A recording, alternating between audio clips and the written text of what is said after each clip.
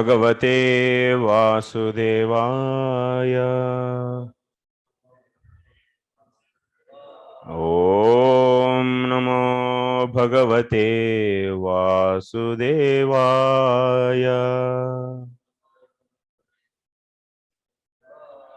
ॐ नमो भगवते वासुदेवाय।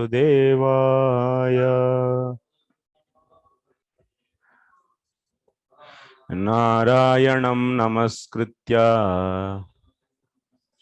नरं चैव नरोत्तमं देवीं सरस्वतीं व्यासं ततो जयमुदीरयेत्। नष्टप्रायेष्वभद्रेषु नित्यं भागवत सेवया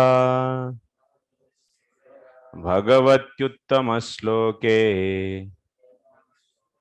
भक्तिर्भवति नैष्टिकी।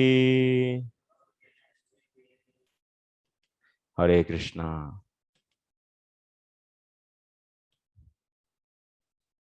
We will start 29th chapter.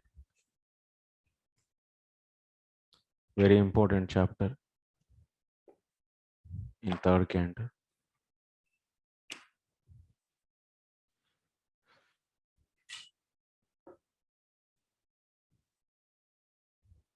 Call him whether he is coming or not.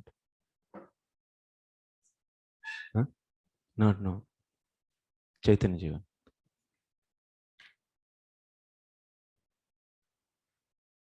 Because who will make answers? So, in the last class, what we learned in the 28th chapter, you learned something new in your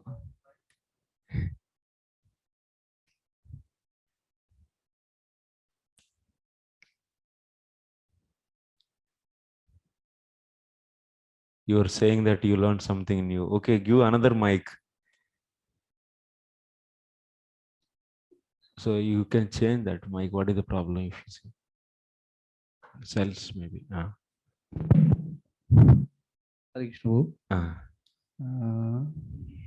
Actually, I surprised on topics. You discuss it. Iron hook. Iron hook. So, how a person when attain the devotional stage, that time he neglect that stage and his mind comes back. Comes back 1 time, 2 time, 3 time, 8 time. He this tries. Is very surprise for me. They are very murkh. Yeah, nikrushta. Nikrishta. Ati nikrushta. Yes. Ati nikrushta yogi. He is known as Ati nikrushta yogi. Means I will go with them. Why you? You will ask them why you are doing like this. Okay, good. So yogis, so they use bhakti as only a tool actually.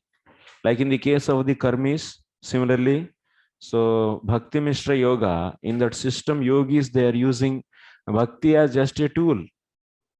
And by using that bhakti in the dhyana stage, so they are fixing their mind on the various limbs of the Lord so that their heart is purified. And also they are getting the symptoms of devotional symptoms. That means their eyes are wet, their hair is on his body, is hanging on it end, and many symptoms are manifesting because of the bhava. They are getting the stage of bhava, but still from there, so because of their association with the previous association, they are fully convinced themselves. That means they want only liberation. They don't want any bhakti actually. So ultimately that's why, because that is the passion actually. They want this. So that means liberation. What is this bhakti? So seva, they are not having any interest in that. So then they are withdrawing their mind from the various limbs of the Lord, from the beauty of the Lord. When they are withdrawing, so what is happening?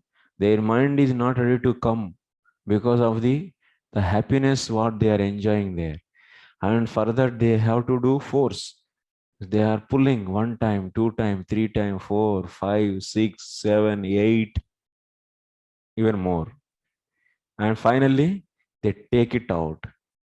And their heart is like, their mind or their heart is like a hook, iron hook. Just they are using this mind as just to reach their goal.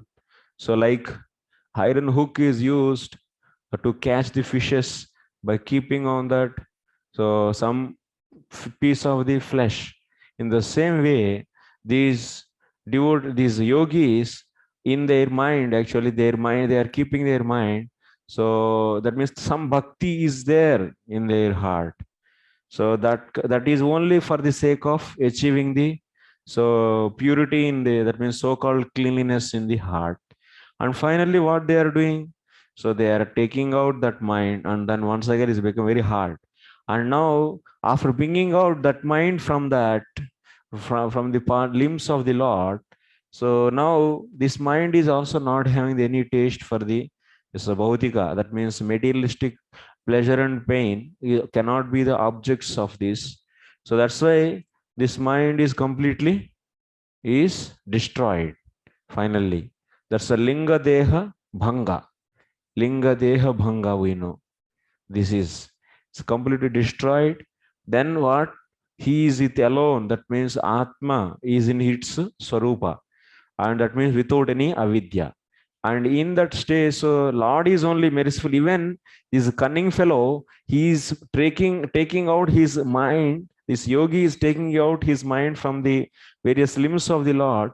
But still, Lord is also thinking this is very so hard-hearted person. When their mind touches to the Lord, Lord is also feeling what this iron piece is touching me, because their heart is not like butter. So Lord is also having this kind of so not so pleasing feeling because they are not having the pure devotional service. So Lord is also okay, let it go them, let them go out, no problem. But Lord mercifully gives because they want so realization. That means Brahman, that other they want liberation. So that's why he's giving the pratyagatmanubhavaha. What kind of moksha? Pratyagatmanubhava moksha he is giving. And but he cannot allow them to experience Paramatma, but just they can see this Paramatma everywhere. So that kind of relation he is giving.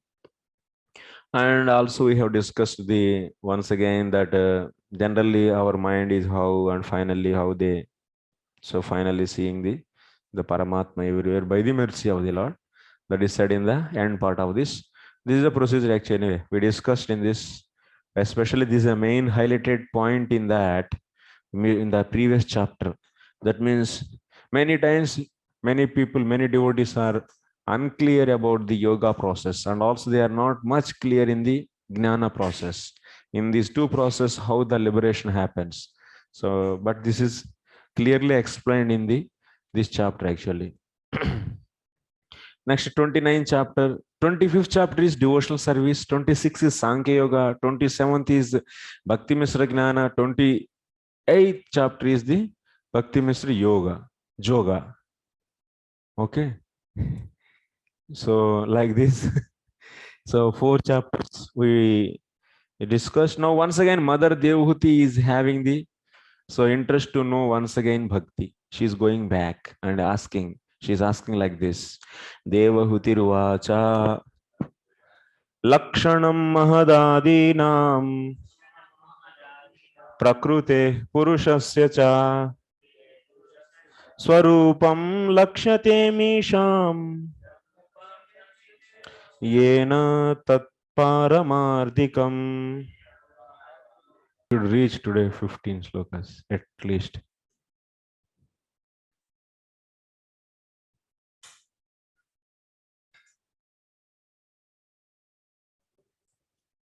Why slowly?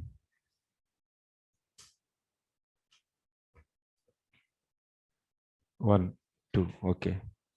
Slow slokas. Yat Sankheshu Katitam Yatha Sankheshu Katitam यन्मूलं तत्प्रचक्षते भक्तियोगस्य मे मार्गम् ब्रूहि विस्तरशः प्रभो.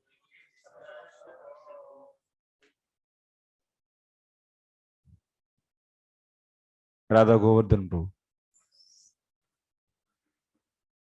Huh? Yashoda Kirtimadi, why you want to read? I have a question, Prabhuji. Can I ask please? Okay, okay.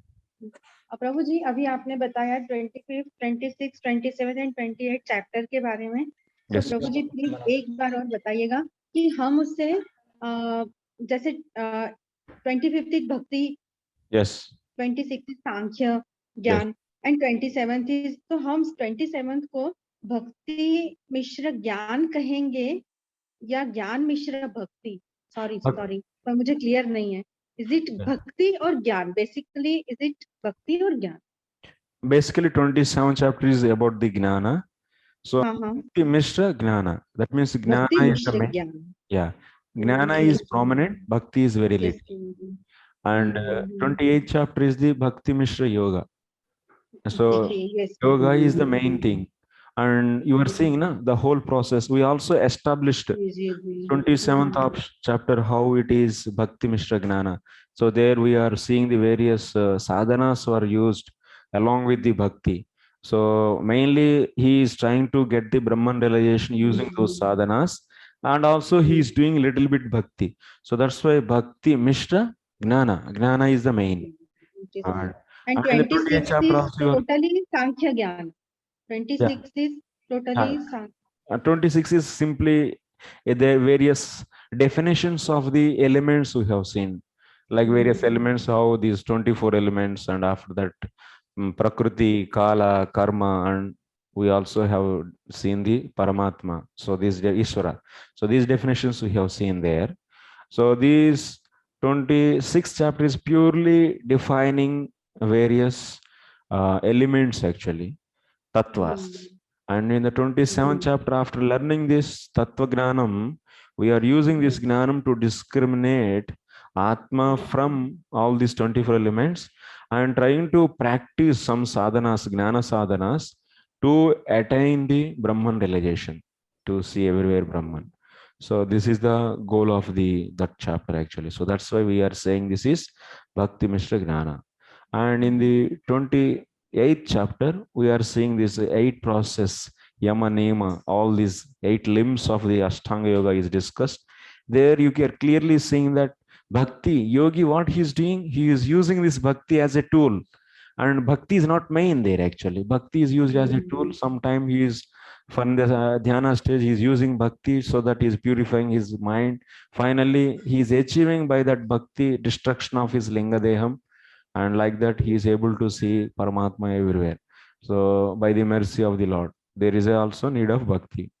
So without, but Bhakti is only is a sub element, actually. It's not a prominent thing. That's why Bhakti Mishra Yoga. It is yoga.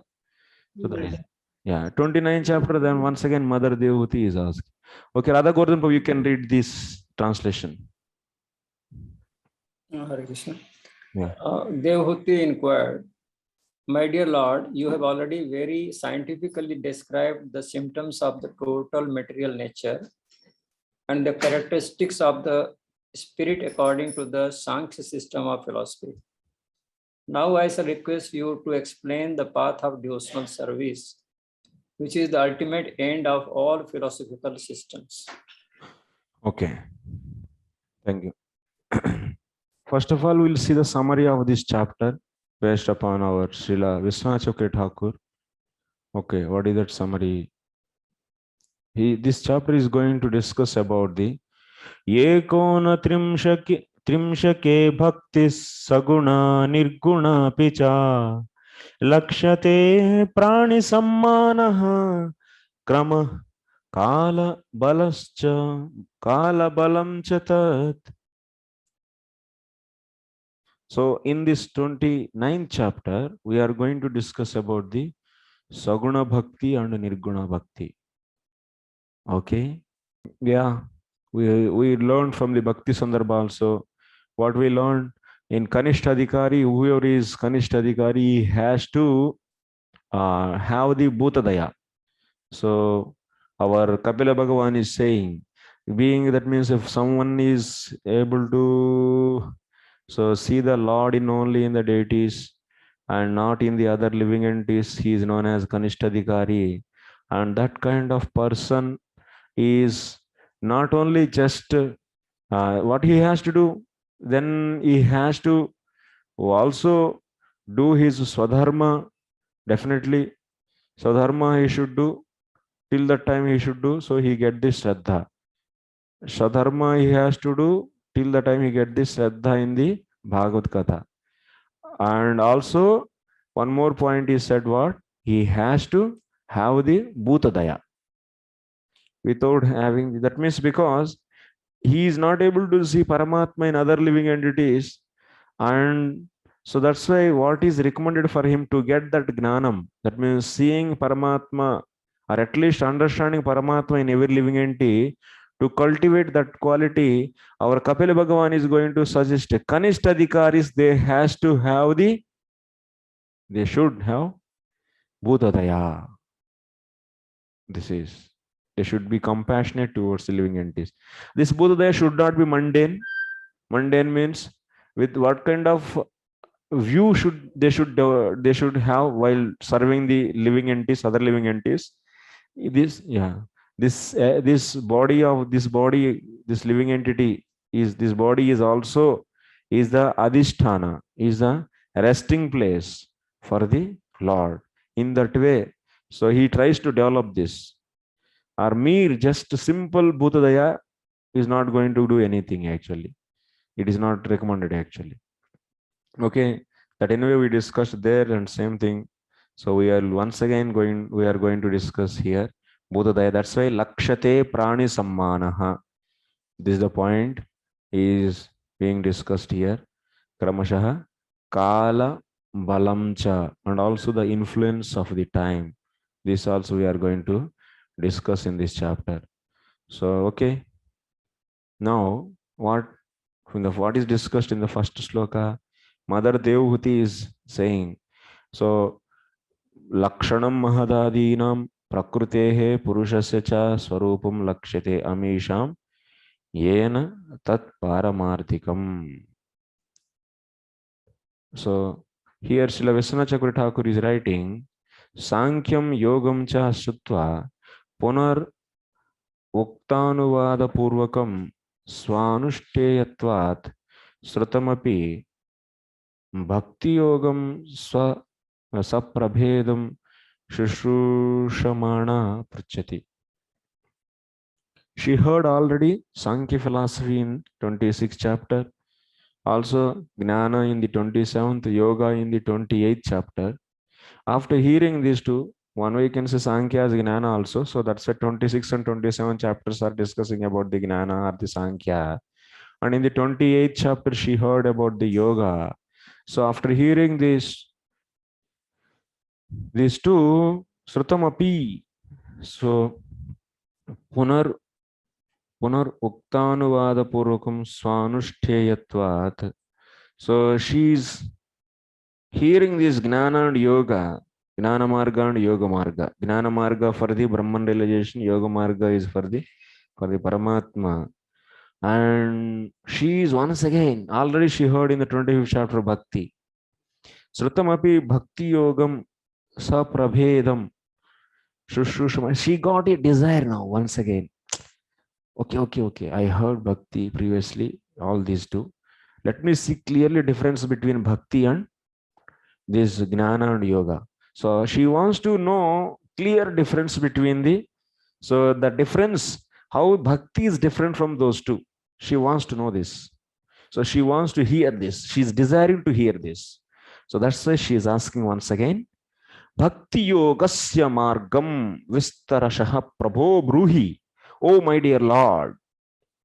So, oh my dear Lord, you tell me Bhakti Yogasya Margam. You tell me the path of devotional service. Vistarashaha, in detail. Bruhi. That means tell me. Bruhime, tell me. And this bhakti yoga is how?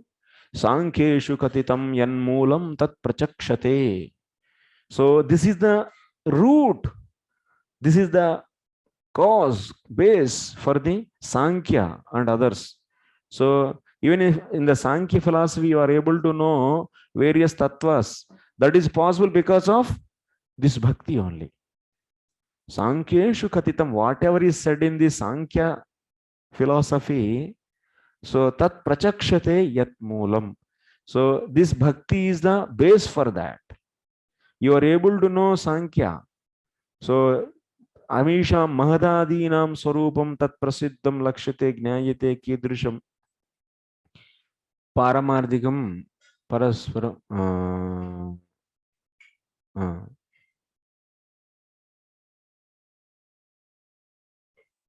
Paraspara Vibhaktam Ityartha. Tat Swarupam yan moolam Swarupam Gnatamapi Agnatameva Bhavati Ityartha.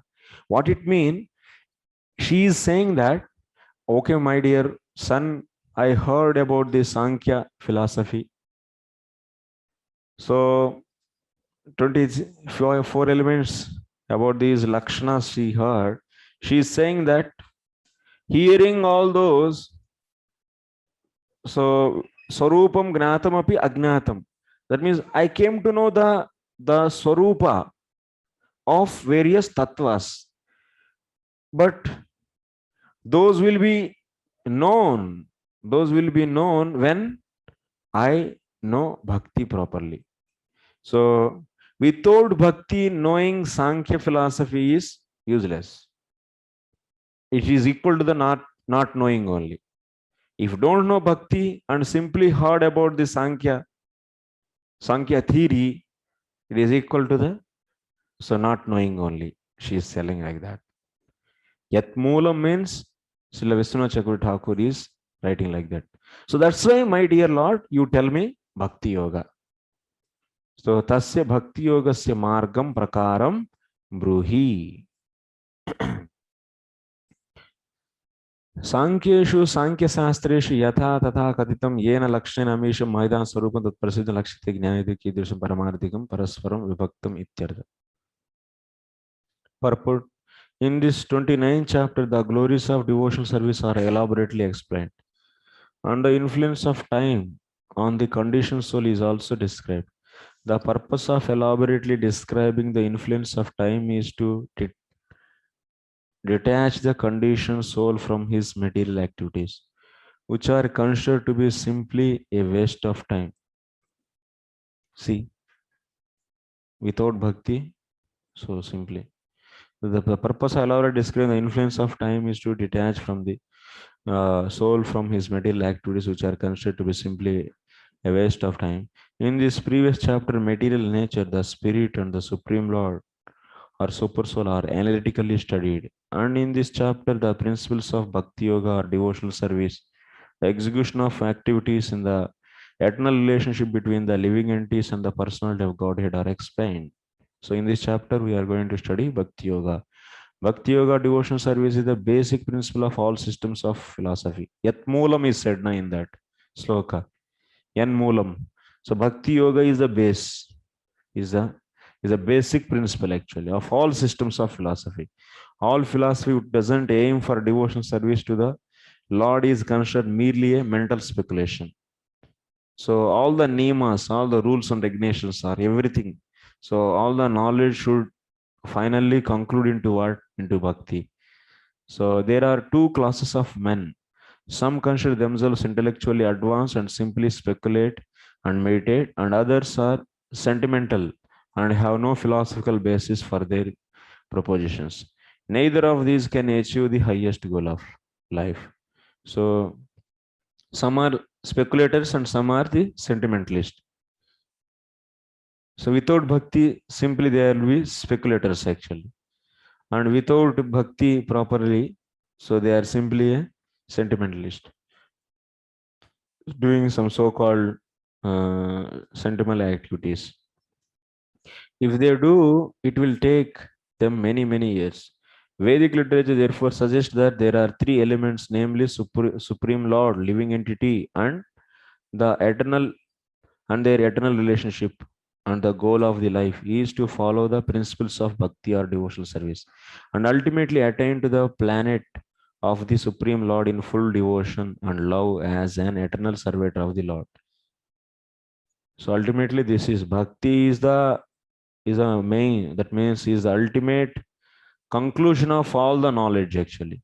Whatever that may, that's why Sankhya and so and so, learning about Sankheshu Katitam, whatever is said in the Sankhya and other systems, so that is really fruitful when one know the bhakti. Sankhya philosophy is analytical study of existence. One has to understand everything by examining its nature and characteristics. This is called the acquirement of knowledge, but one should not simply acquire knowledge without reaching the goal of life or the basic principle of acquiring knowledge, Bhakti Yoga. If we give up Bhakti Yoga and simply busy ourselves in analytical study of the nature of things are as they are, then the result will be so practically nil. Without Bhakti, any sadhana, so Shamayevi Kevalam. So without bhakti, so all the sadhanas is becoming vain. There is no use beating the husk if the to so tushavaghati kevala tushavaghati it's just beating the empty husk.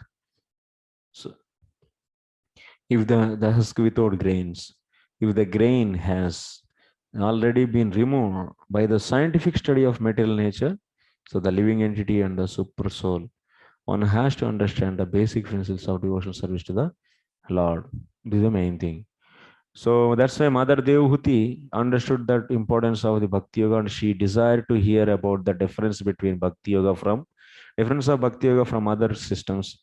So that's why she asking next. Virago yena purusho Bhagavan sarvato bhavet achakshva jivalokasya vividha mama samsrutihi. So translation, Devhuti continued, my dear Lord, please also describe in detail, both for me and for people in general, the continual process of birth and death. For by hearing of such calamities, we may become detached from the activities of this material world. Of course, she is asking in the first two slokas, so about the bhakti, and in the third sloka, she is asking that little bit. She also want to know renouncement also, renunciation. Bhaktau praveshaya kinchid vairagyam apekshite iti tadartham puchiti. So she is having that if one has to enter into bhakti, little bit vairagyam is needed anyway. So that's why she is asking about the vairagyam. Taha samsruti sachakshva yena samsrutyakyanena. So virago yena purusha Bhagavan sarvato bhavet achakshva. Jivalokasya vividha mama samsrutihi.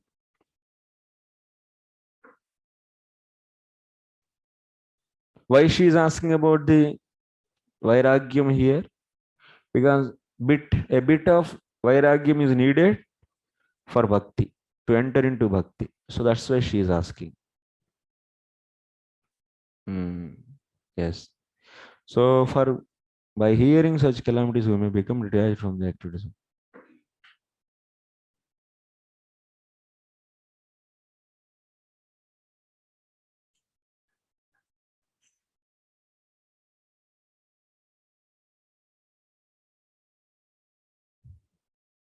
And she is also asking, she achakshva. Achakshva, please tell.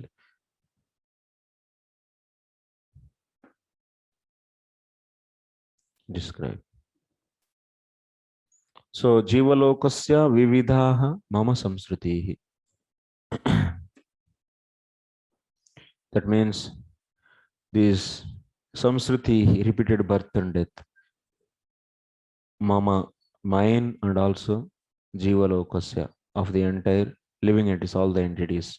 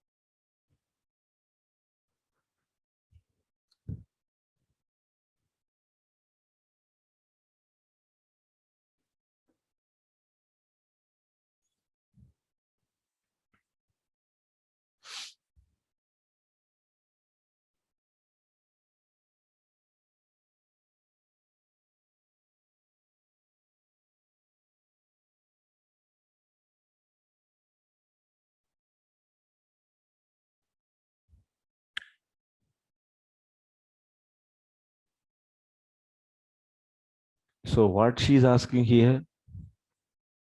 She is asking to describe about samsrutihi. Tah samsrutihi achakshva. Samsrutihi achakshva means? Samsrutihi means what? She is asking to tell about what? Samsrutihi. Samsrutihi means repeated birth and death. And she is asking, so repeated birth of mine and also of the various living entities. So by knowing yena samsriti akyanena, by this what is happening? Viragaha bhaved. By this what will happen? So virakti one will develop the renunciation. So she is asking to tell about the various, so samsritihi. That means how this Jivatma is getting entangled in this material world and getting the repeated birth and death. So that means it is getting the various calamities in this material world. Samsritihi. So she is asking about to know that. She is asking about those. By knowing those, what will happen? One will be getting the detachment, so that one can enter into bhakti. This is a sequence actually.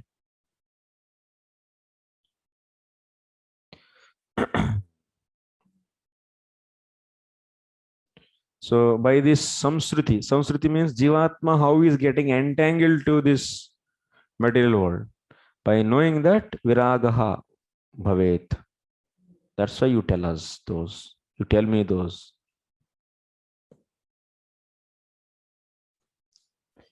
Purport in this verse, the word samsruti is very important. Shreyasruti means the prosperous path of advancement towards the Supreme Personality of Godhead. And samsruti means the continued journey on the path of birth and death towards the darkest region of material existence. Shreyasruti, samsruti. Shreyasruti is what? What is the Shreyasruti?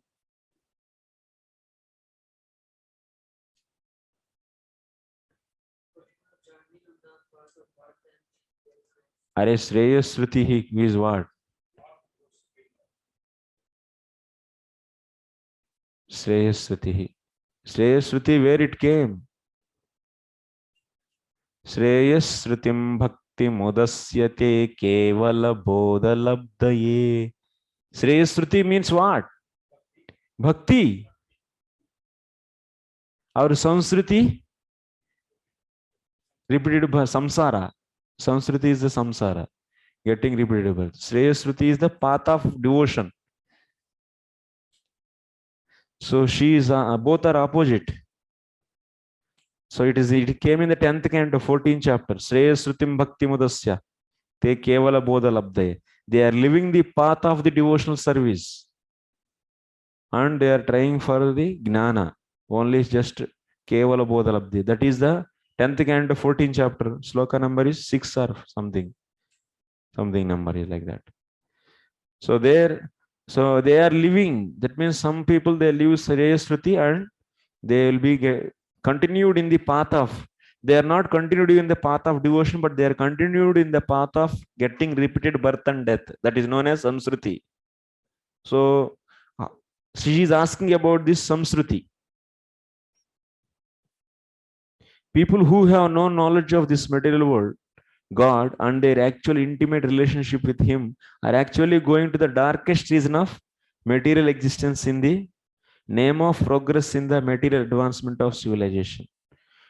So to enter the darkest region of material existence means to enter into the species of life other than the human species. Ignorant men don't know that after this life they are completely under the grip of material nature and will be offered a life which may not be very congenial.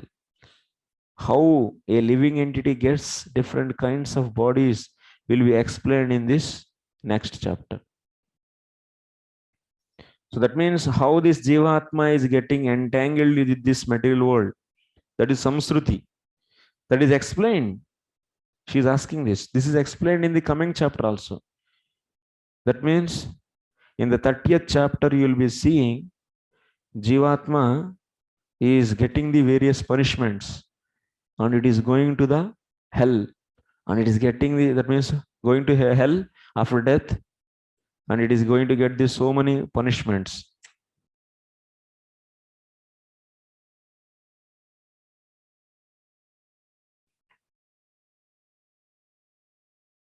You'll be seeing the 30th chapter, how the life is. So whole, that means person is after marriage, how he will be suffering.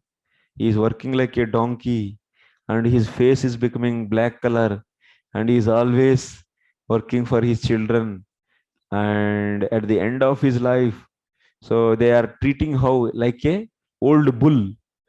So old bull, everyone think that farmer, what is the need to give grass to this? It's a use of useless waste of the our grass and energy. So he never wants to serve this. Like that, our stage is like that in the family life, in the Gruha Medhi's life, in the ending of his life. So he will be treated like a old bull. Nobody, he is eager to participate in all the discussions, but nobody will allow. Why, what you are discussing? चुप रहो उधर कोने में बैठो just sit the corner. So they say like this, go inside the room, why you are speaking here, what do you want here? So like that, and they will be completely mistreating him, and like that is finally getting the death. How at that time all the 9 holes will be completely filled with the mucus and not able to breathe, no flowing of air, anything, and feeling so suffocated. He wants to speak so much because he's the end of his life and he's coming to know that his death, and still he's all the relatives are surrounding to him. He's trying to say something, and but nothing is able to speak. He's not able to speak anything, and finally, so he's leaving the body, and that Jivatma is taken by the Yamaras, Yamakinkaras, and they are taken to the hell, and they are giving the different punishments. And like that, that 30th chapter ends. Then after that, what will happen? Then so Karmana Daivanetrina. So he'll be taking birth in someone's womb, he is entering due to his karma. Then after that, he is remembering everything in his 7th month of. Then how that embryo is developing, embryo is developing, how in the stages, everything is explained in 31st chapter. So like that, you'll be seeing after the birth also how he is suffering. So that Jivatma is getting so much suffering actually. So after birth also, little boy, he is having the desire to eat, but mother think, and he will be crying. He cannot speak, and mother think that maybe some mosquito is biting, and thinking that, oh, where is the mosquito? She is seeing that there is no mosquito, and she is not feeding, and she will be doing something. And sometimes mosquito is biting, and she might be thinking that he's feeling hungry, and she's keep on giving the so much food and he doesn't want. Like that. So Jivatma is that's all the stages actually so much. In the childhood, this kind of problem. In the young age, so he is trapped by the opposite sex and he will be just victimized. That means he is simply controlled by her. And in the old age, we have seen how he was treated like this. So Jivatma, it is known as Samsruti. How Jivatma is getting the pain in the various life phases, in various stages. Before death, that means in the hell also there is a big punishment. All the hellish punishments are explained once again in the 30th chapter. And after that, it is also getting the animal life. And after that, traveling to all the successively and coming to the human life. And then after that, in the womb also, how much it is suffering. After getting birth, how it is suffering. While growing, how it is suffering. And after the end of the life, how it is suffering. Everything is explained. This is known as Samsruti, and she wants to know this. Because of this, she is thinking that Mother Devati, I may get some, because she is also in the end of the life. Her husband already left the home, and now this boy is also ready to leave. And she is also now in the, seriously, she wants to do his ultimate thing for her life. And she wants to know this Samsruti.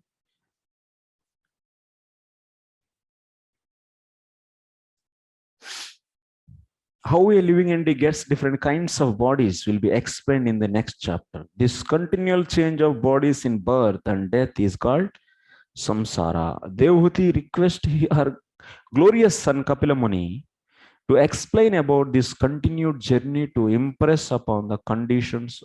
So impress upon the conditioned souls that they are undergoing a path of degradation by not understanding the path of bhakti yoga or devotional service.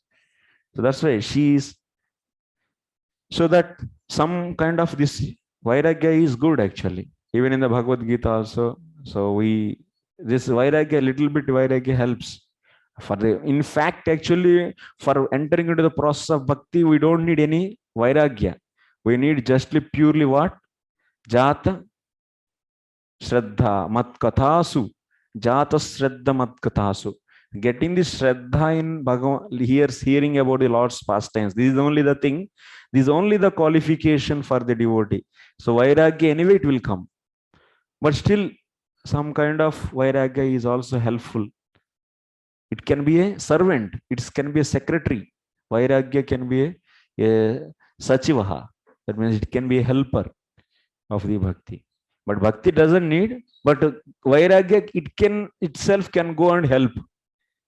So this can happen actually.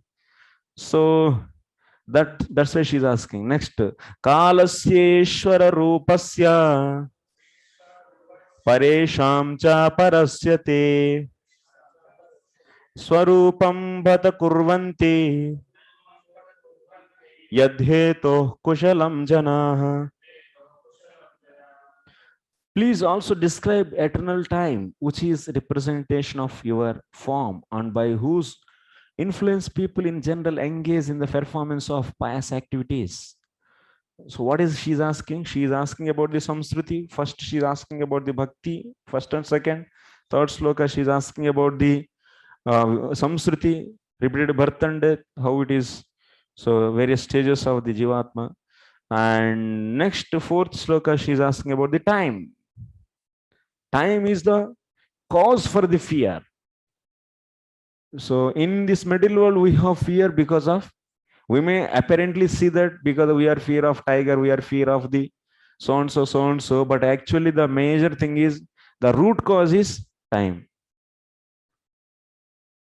Ultimately what? So time is going to destroy everything, but you want everything as it is with you. Your relationships, your friends, your family, your body, your house, everything you want as it is. This is the natural desire of Jivatma. Jivatma inherently, the propensity of Jivatma is what? So eternity. So it wants everything eternal. This is proving actually, this desire of Jivatma is proving that it is eternal. And also it needs the eternal relationship. But in this material world, because of the ignorance, it is identifying itself as wrongly and seeing everything is being destroyed, and that's why it is unnecessarily getting the fear. And she is asking about that time. Kala Swarupa Gnanamapi Purushardopayogi iti tad vishay prashna karoti. She asked Bhakti Yoga, and after that Samsruti, and under this third element is time. The Swarupa of the time is also useful actually for attaining the Bhakti. It's just a helper. Swarupa means form. Kala Swarupa Gnanam. The form of the time. That means knowledge of the Swarupa, or that means form of time. Knowledge about the form of time is the Kala Swarupa Gnanam. Api Purushartha Upayogi. It is also useful for Bhakti. Purushartha means you should take here Bhakti. Tad vishay prashnam karoti. That's why she is asking about the time. Janaha yad hetoho yasya kalatmanaha tava bhaya nimitta tu kushalam kurvanti. So paresham uttamanam sakashadapi parasya uttamasya cha sa te tava ishvara rupasya aishwarya murtehe kalasya swarupam achakshva ityanvayaha. So janaha yad hetoho, people, they get the fear. What is the hetu? What is the reason for this? That is the time. Kala, kala namnah tava, tava, bhaya nimittat. That means they get fear of you. Yes. So kala shishurasya paresham cha parasite swarupam bata.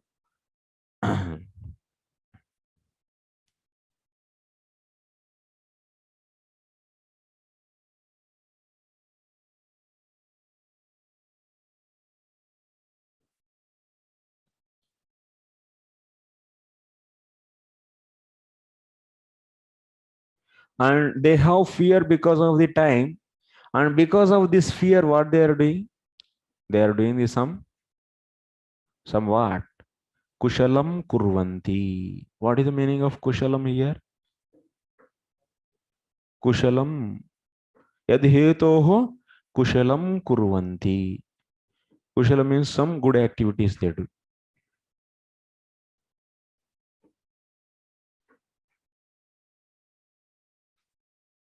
So that's why fear, so will be one way it is useful actually. Without fear, what? So people will be degraded so much. So by seeing the Lord's form, that is time, and they get fear, and that is cause for the, so doing this bata bata adbhutam stritvadidam, so bodhum ashakyam tatapi tat prasada shakta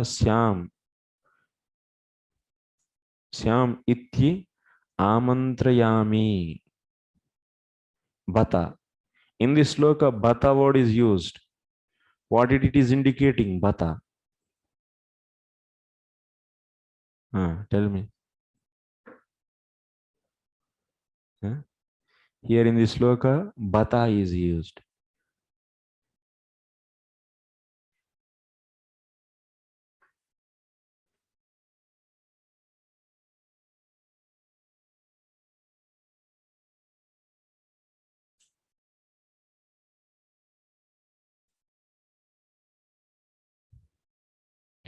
Adbhutam. Stritvad idam bodhum ashakyam tathapi tat prasada shakta syam. Why she is using bata? So she wants to know the swarupa of the time, and bata, she is saying, she is expressing some excitement because I am woman, so female, and these things very difficult to know the swarupa of time and this. But by your mercy, I can know. So that's why you please tell me. Like that, with that sense, she is using the word bata. Purport.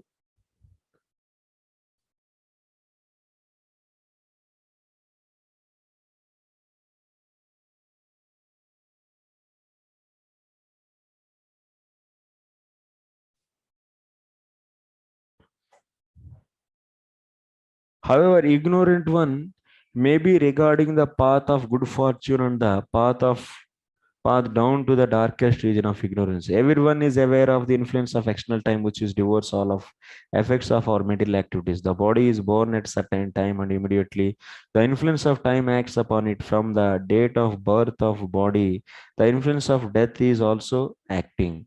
The advancement of age entails the influence of time on the body. If man is 30 or 40 years old, then the influence of time has already devoured 30 or 50 years of the duration of his life.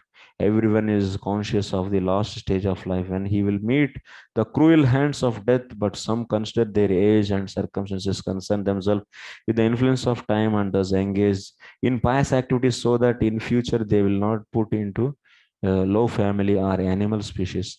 That's why when they become old, in the old age, people start doing this charity or something, some good activities, because as much as time is progressing and they are advancing towards the death, and they might be thinking that, oh, I didn't do anything in my life, at least I should go now in this time to the temples and do some dharmic activities, that means some religious activities and do some pious activities like that. So people, they think because of the influence of the time. So because time is taking away everything and creating the fear, because of that people will do some pious activities. So generally people are attached to sense enjoyment and so aspire for life on the heavenly planets. Therefore they engage themselves in charitable or other pious activity. Because of lack of knowledge, they will be doing the some pious activities like constructing the wells, roads, or the some other so guest houses and so on. So that these activities only can lead them to so heavenly planets. Therefore, they engage themselves in charitable or other pious activity. But actually, as stated in the Bhagavad Gita, one cannot get relief from the chain of birth and death even if he goes to the highest planet, Brahmaloka. Okay.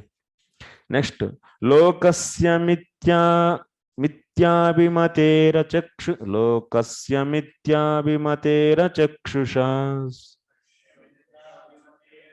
chiram prasuptasya tamasya nashraye shantasya karmasvanuviddaya dhiya tvamavirasi kila yoga bhaskaraha.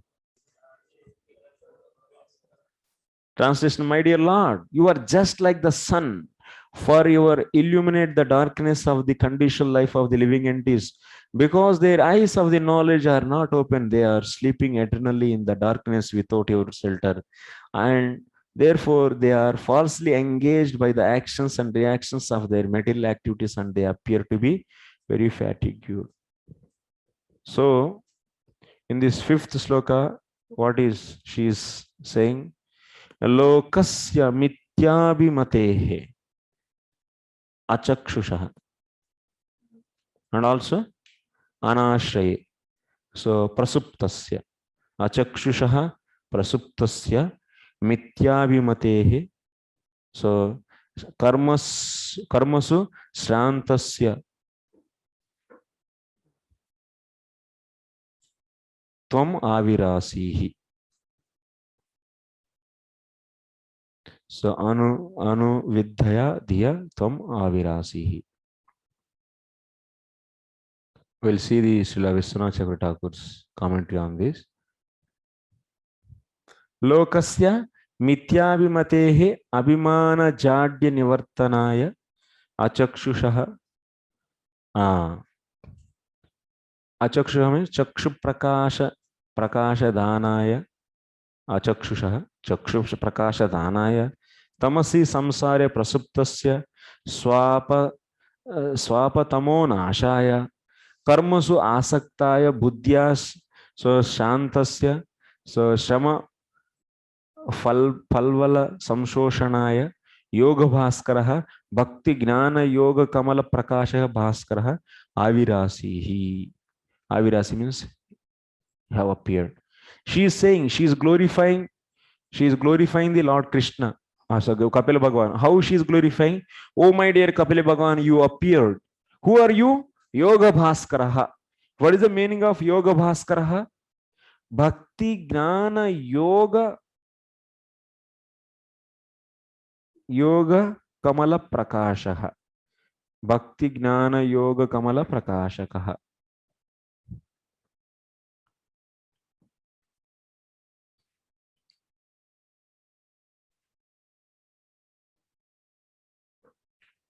Bhakti is a kamalam, yoga is a kamalam, jnana is a kamalam, and prakashakaha. Bhaskaraha means what? Sun. What sun does? By when sun appears, immediately this kamalam will be blossoming. So this lotus flower will be blossoming. When the sun sets, it will become closed. And once when sun appears, it will become open. It's blossoming. So Kapila Bhagavan is also sun. Sun to blossom of what? Which Kamala? Blossom the lotus of Bhakti, lotus of Jnana, and lotus of Yoga. That's why he is Yoga Bhaskaraha means you should take here Bhakti Jnana Yoga Kamala Bhaskaraha Prakashakaha. he illuminates this.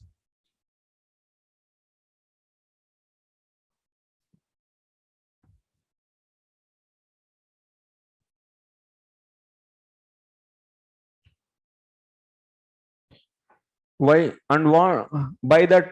That means he is the sun. He is manifesting. He is appearing. By his appearance, what happens? Lokasya achakshushaha. This whole world is what? Is in without eyes. That means they are all blind. Okay. Mityabhimatehe abhimana jadya nivartanaya. Because they are all having the false conception. They are also having the false ego. Because of their false ego, so their eyes. That means mityabhimatehe. Lokasya mityabhimatehe means abhimana jadya nivartanaya. So he is appearing in the form of sun to destroy what? To destroy the jadyam. Jadyam means so ignorance. Ignorance of whole society, whole loka, whole society, entire creation. So Kapila Bhagavan is appearing for destroying the ignorance of the entire creation. And also he is achakshushaha chakshu prakasha danaya. Achakshushaha chakshu prakasha danaya. And he wants to, why, one more point, why he's appearing? This society is completely blind and he is appearing to give the vision for them.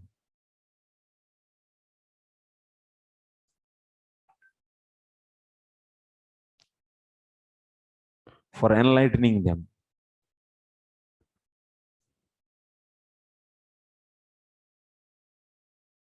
And one more point, what?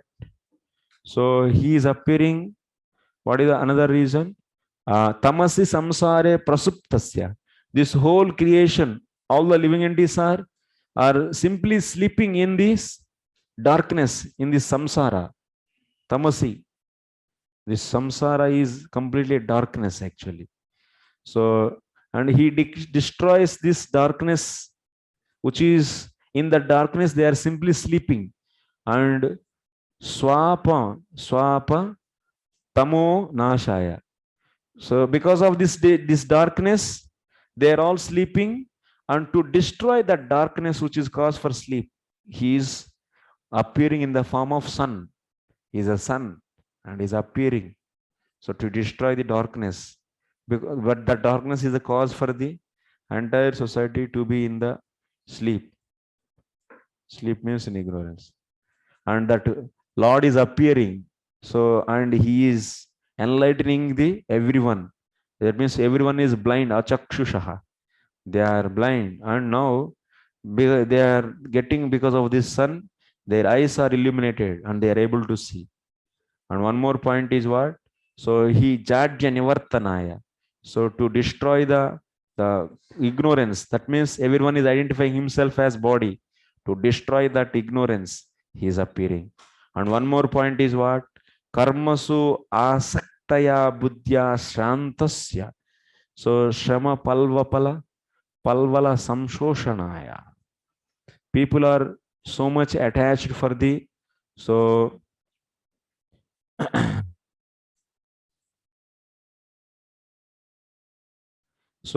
actions. They are attached for the actions and they are doing those, and they are tired now.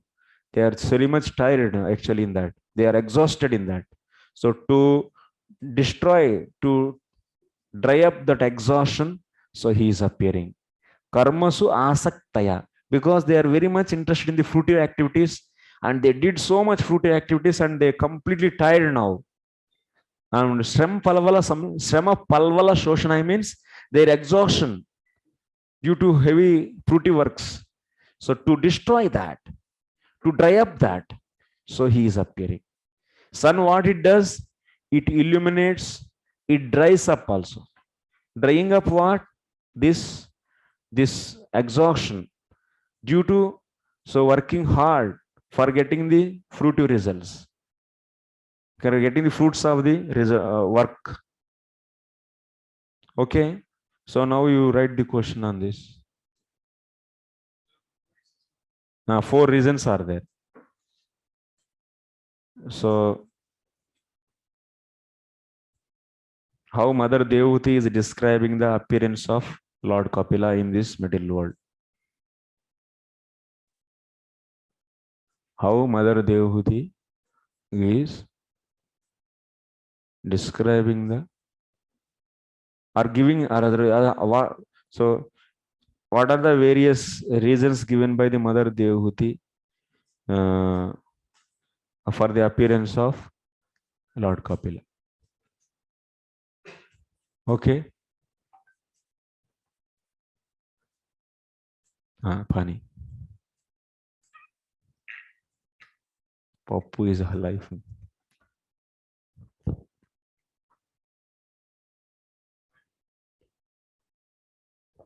Two.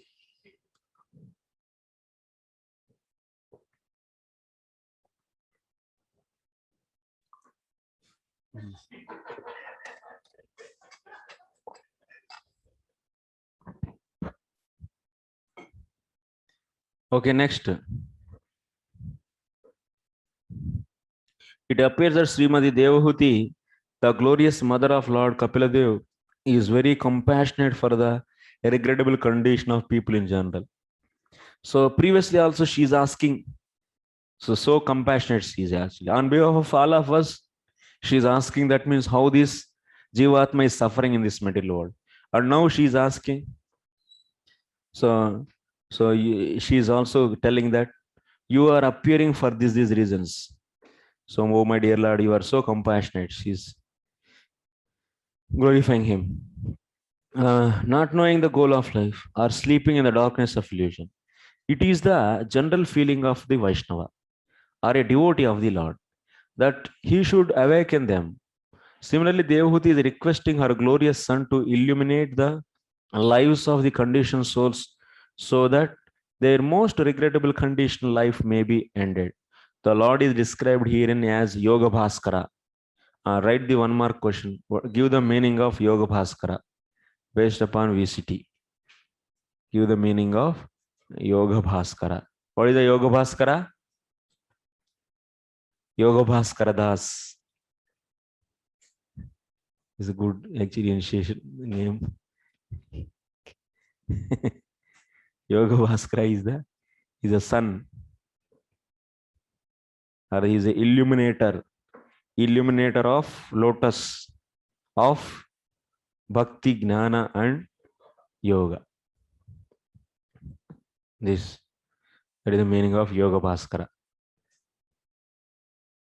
Devahuti has already requested her glorious son to describe Bhakti Yoga, and the Lord has described Bhakti Yoga as ultimate yoga system. Bhakti Yoga is the sun-like illumination for delivering the conditioned souls, who generally condition is described here. They have no eyes to see their own interest. They don't know the goal of life is not to increase the material necessities of existence, because the body will not exist more than a few years. The living beings are eternal and they have their need. If one engages only in caring for the necessities of the body, caring and not caring for the maternal necessities of life, then he is part of civilization whose advancement puts the living entities in the darkest region of ignorance. Yes, only polishing the cage, not caring the parrot. So just we are body, we are caring, and inside the soul, we are living. Then what is? So then they are always continued in the repeated birth and death. Sleeping in the darkest region, one doesn't get any refreshment, but rather gradually becomes fatigued. He invents many processes to adjust to this fatigued condition, but he fails, thus remains confused. The only path for mitigating his fatigue in the, that's this Shantasya. Shantasya point is explained here. Before the darkest, sleeping in this ignorance, that is explained. So, and also he's giving the eyes to illuminating the eyes of the people, because he's appearing in the form of sun. Okay, next, Maitreya Vacha Iti maturvachah slakšnam pratinandya mahamunihi abhabhashe kurusreshta pretastam karuna arditaha. So Vipin Prabhu, Vipin, जागो जीव पढ़ो translation चलो చదువుతున్నాను ప్రభు. हाँ. మైత్రేయ వచన Prabhuji. Yes, it went into your ears, I think. No Prabhuji, actually yesterday was Sharad Purnima, so it went on to 11, all those things were there. Yesterday Sharad Purnima. Festival we had yesterday Sunday अच्छा अच्छा अच्छा. in our temple. Sri Maitreya said, हाँ. who best amongst the Kurus, the great sage Kapila, moved by great compassion and pleased by the words of his glorious mother, spoke as follows. Okay. So then Maitreya is simply saying that. So how Kapila Bhagavan is going to reply this? Sri Bhagavan uvacha bhakti yogo bahuvido margair bhamini bhavyate स्वभाव गुण मार्गेण पुंसां भावो विभिभ्यते.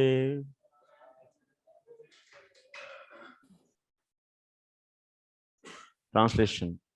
Lord Kapila, the personality of Godhead, replied, O noble lady, there are multifarious paths of devotional service in terms of the different qualities of the executor.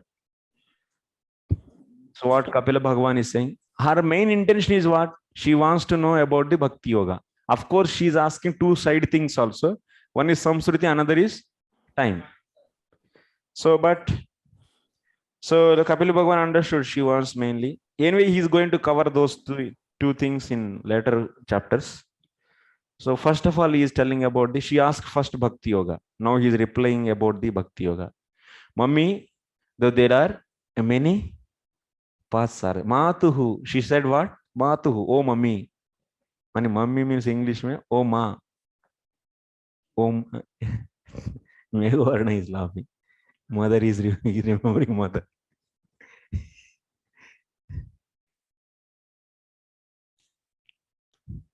So he's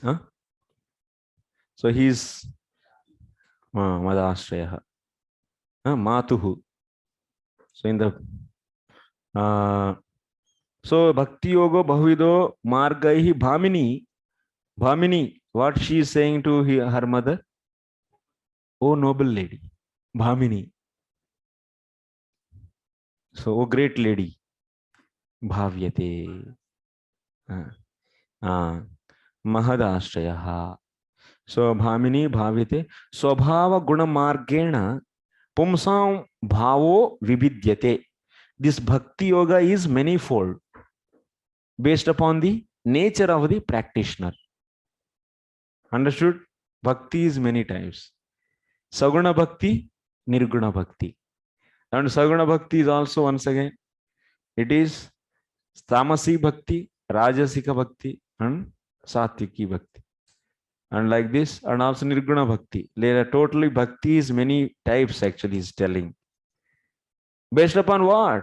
Swabhava Guna Margena. Because of the nature of the practitioner, Bhakti is also categorized into many ways.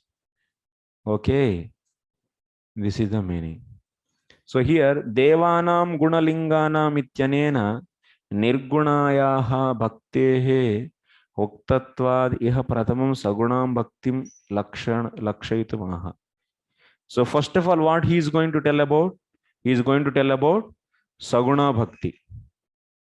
Sagunam Bhaktim. Saguna Bhakti he will be explaining. Bhakti Yoga Ekaha Eva Bhavini Bhavaha Abhipraya Tadvati. So Purushe Margaihi Prakara Visheshahi Bahuvidaha Bhavyate Chintyate Nyayate Ityardaha. Actually, Bhakti is only one only. But So because of the paths, it can be considered as many. Prakara visheshaihi bahuvidah. So it is performed by the with the various kinds of the people with the way. So with the various ways. So that's why it is considered as many. Sacha bhavaha swabhava bhuta ye gunaha tamadayah tesham margena vritti bhedena vividyate nana vibhedavan bhavati. So ultimately bhava, swabhava bhuta ye gunaha, this bhava, with what bhava you are doing bhakti. So based upon that, bhakti is becoming many. And that bhava is depends upon what? Depends upon the influence of the modes on you. So gunas, these three modes are influencing your bhava. And based upon that, you are be doing the, with that bhava, you are doing the bhakti. And that's why bhakti is now considered into many ways. Understood? Tell me what you understood.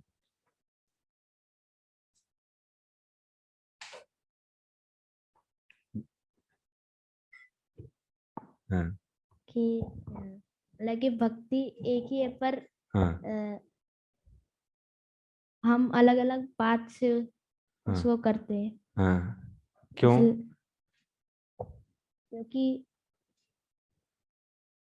हमारे मतलब कि सात्विक, राजसिक और तामसिक का प्रभाव पड़ता है। इसीलिए अच्छा।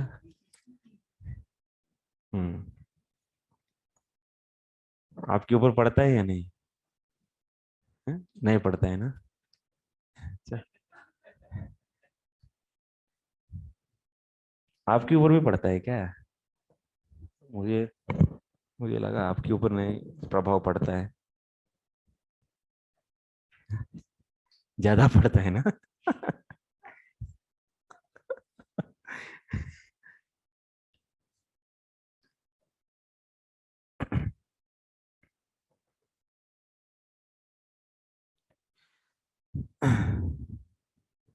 भक्ति स्वरूपतः निर्गुणा अपि पुंसां स्वाभाविक तमादि गुणः परक्ता सति सो तमस्यादि नामभिः सगुणा भवति इति भावः. What it mean? By nature, bhakti is nirguna. By nature, bhakti is nirguna, but the practitioners, so nature, because of this nature, this bhakti is considered as saguna actually. By nature, bhakti is nirguna only, but we are considering here bhakti as saguna because of the nature which is influenced by the modes. That is the cause. Because this bhakti is performed with that bhava of the practitioner. That depends upon. So bhakti is nirguna, but still considered as saguna. Why? Right?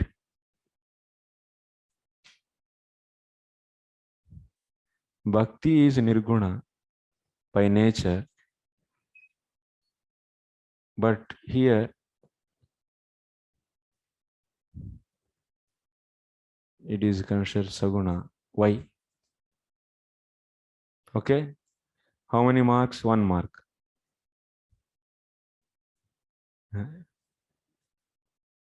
1 mark means you will not get an exam. Good. Next, okay. Go to the next. Pure devotional service in Krishna consciousness is one, because in pure devotional service there is no demand from the devotees to be fulfilled by the Lord. But generally people take devotional service with a purpose, as stated in Bhagavad Gita. People who are not purified to take devotional service with the 4 purposes. A person who is distressed because of material condition becomes a devotee of the Lord and approaches the Lord for mitigation of his distress. A person in need of money approaches the Lord to ask some distress, some improvement in his momentary condition. Others who are not in distress are in need of momentary assistance but are seeking knowledge in order to. So Artha Ardhadi Jignasu, Prabhupada is explaining. So with the various but it's bhakti is pure, but because of the some various conditioning stages, people will be so asking, so doing bhakti for the gaining something. So it's explained in the Bhagavad Gita 7.16. Anyway, we will discuss this Saguna Bhakti, how it is different and what are the various types. Okay, Abhisandaya yo himsam dambam matsaryameva va samrambhi binna drugbhavam mai kuryat satamasaha. Translation: devotional service executed by a person who is envious, proud, violent, and angry, and who is separatist is considered to be in the mode of darkness. So, okay, first, Saguna Bhakti, Nirguna Bhakti. Bhakti is basically is two types. And first we are seeing the Saguna Bhakti. From here onwards, we'll be studying the Jiva Goswami's commentary.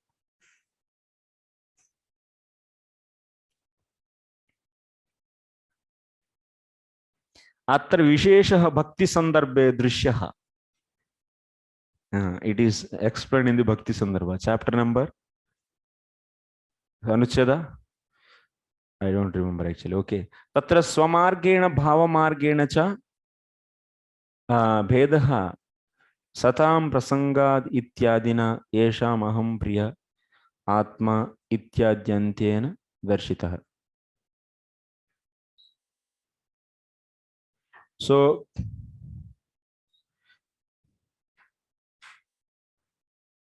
Bhakti is also is categorized Satam Prasangat. In this same chapter we'll be seeing Satam Prasangat. From that starting and Yesha Mahapriyaha Atma, it is ending. By using these two slokas, so Swama Bhava Margena cha Bhedaha. So difference of the Bhakti based upon Bhava is shown there. Anyway, that is different thing. But here we are going to see Bhakti that we'll discuss in the coming class. So now, first of all, what we have to focus in the present context. So, Kevala Swarupa Siddha Udahriyate. Bhakti is what actually is three types of the Bhakti. Bhakti is in broadly, it is categorized into three types. Swarupa Siddha Bhakti. Bhakti in broad sense, it is categorized into three. So, first is Aropa Siddha. Second is Sangha Siddha.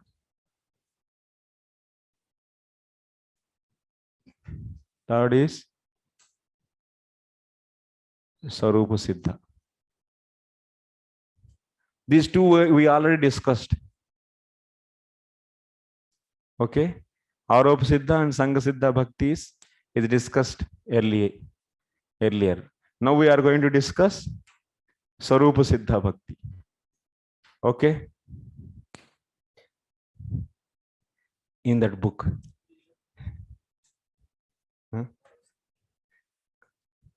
Aropa Siddha Bhakti means by nature it is not Bhakti. So see, by nature it is not Bhakti. But by offering, that means by offering this to the, or the result of this to the Lord, then it is becoming Bhakti. But it is karma, that means by nature it is not Bhakti. But the result of this karma is offered to the Lord, then what is happening? This is also known as Bhakti. So that means this is becoming Bhakti after offering result. By nature it is not Bhakti, it is known as Aropa Siddha. Aropa means claiming. It's claimed as Bhakti, but it is by nature it is not Bhakti. Sangha Siddha means, simple definition this is, okay. Sangha Siddha Bhakti is also like this. By nature it is not Bhakti, okay. But being association with the Bhakti, it is becoming Bhakti. Example is what? Karma Mishra Bhakti or Gnana Mishra Bhakti or Karma Gnana Mishra Bhakti.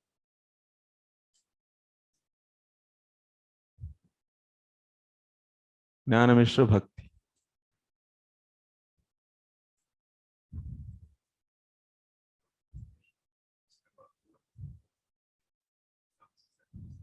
No.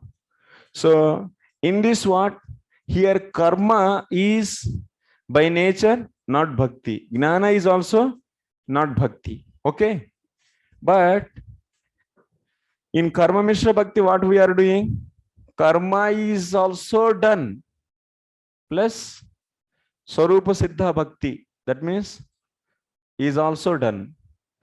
Is karma is accompanied with the Swarupa Siddha Bhakti.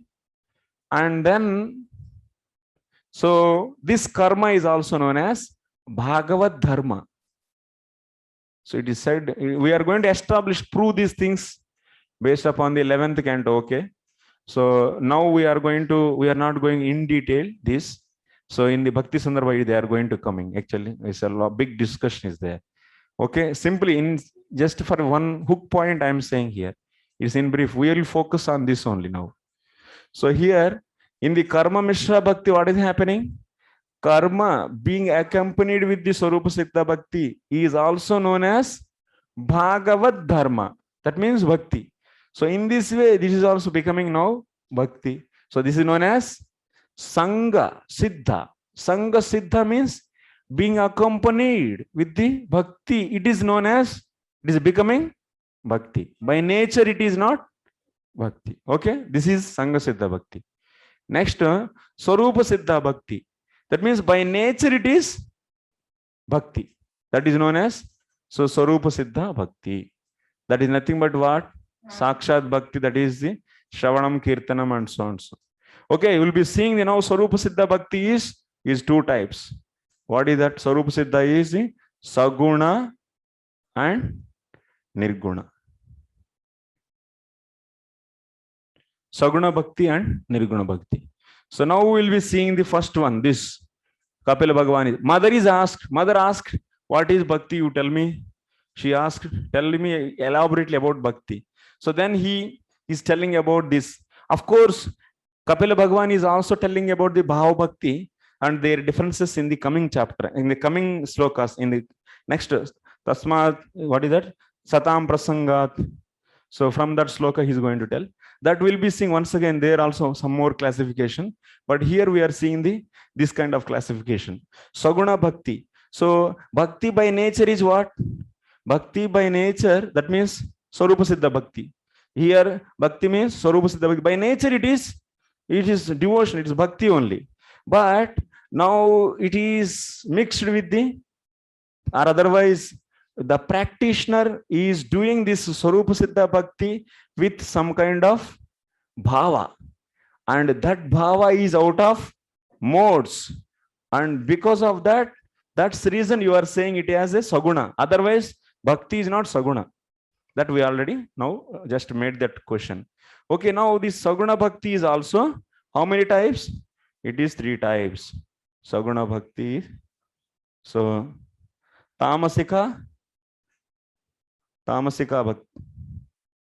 Tamasika, Rajasika, and Sattviki.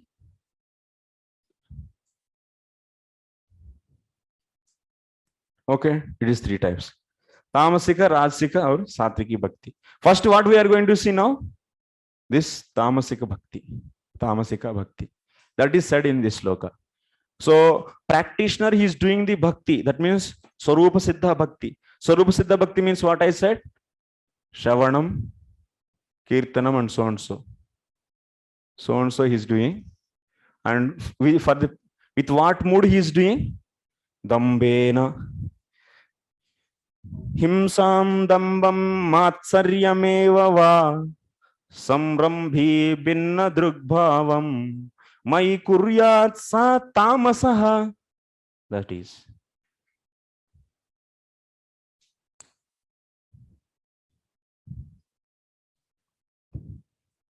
Abhisandhaya sankalpya samrambhi krodhi. Out of anger, out of pride, out of envy, he is doing.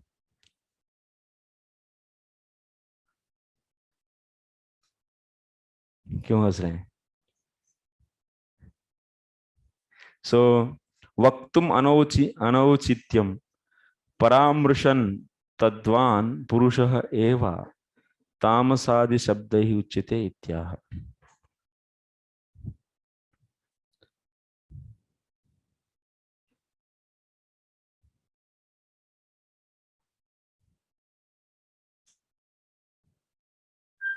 Bhakti, tamasi bhakti, it's not good actually calling like that, but the practitioner is in the tamas. Okay. Here, tatra sakama kaivalya kama cha. Okay, one more change actually. Here, tamasika, rajasika, satvika, I am not classifying. Here, I am classifying into two first. Then I will come to that. I am once again classifying this. Saguna bhakti. Okay, you take like this. Saguna bhakti is classified into sakama and kaivalya kama. Kaivalya kama and nirguna. Okay. So sakama is once again two types. What is that? Tamasi. Now you should write tamasika bhakti and this is rajasika. And kaivalya kama bhakti is also known as satviki bhakti. Satvika bhakti. Okay. And this is nirguna. Like this. You can take like this.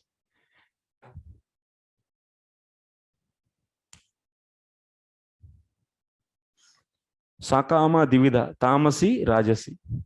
Tamasi, tamasika is not good. Tamasi, tamasi bhakti. Tamasi bhakti, rajasi bhakti.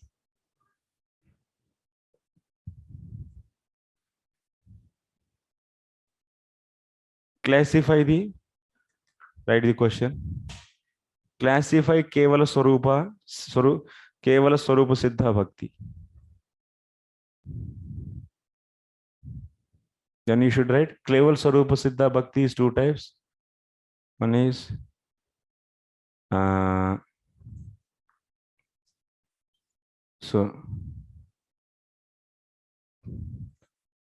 Bhakti and Nirguna. And Saguna Bhakti is classified into Sakama and Kaivalya Kama. And Sakama is once again classified into Tamasi and Rajasi. Okay. Iska marks two. First one is said in this Tamasi Bhakti. Sakrodaha Binnadruk. Binnadruk means what here? Binnadruk Bhavam. He is having the differentiation. I am different, he is different. This is my stomach, that is his stomach. First, my stomach has to be filled. This kind of feeling. This is Binnadruk. So, purport, it has already been stated in the Srimad Bhagavatam, first canto, second chapter, that the highest, most glorious religion is the attainment of causeless, unmotivated devotional service. In pure devotional service, the only motive should be to please Supreme Personality of Godhead. This is not actually a motive. This is not actually a motive. That is a pure condition of the living entity. In the condition stage, one engaged in the devotional service, he should follow the instructions of the bona fide spiritual master in full surrender. The spiritual master is the manifested representation of the Supreme Lord, because he receives and presents the instructions of the Lord as they are by the disciplic succession. It is described in the Bhagavad Gita that the teachings therein should be received by disciplic succession, otherwise there is adulteration. To act under the direction of bona fide spiritual master with a motive to satisfy the Supreme Personality of Godhead is pure devotional service.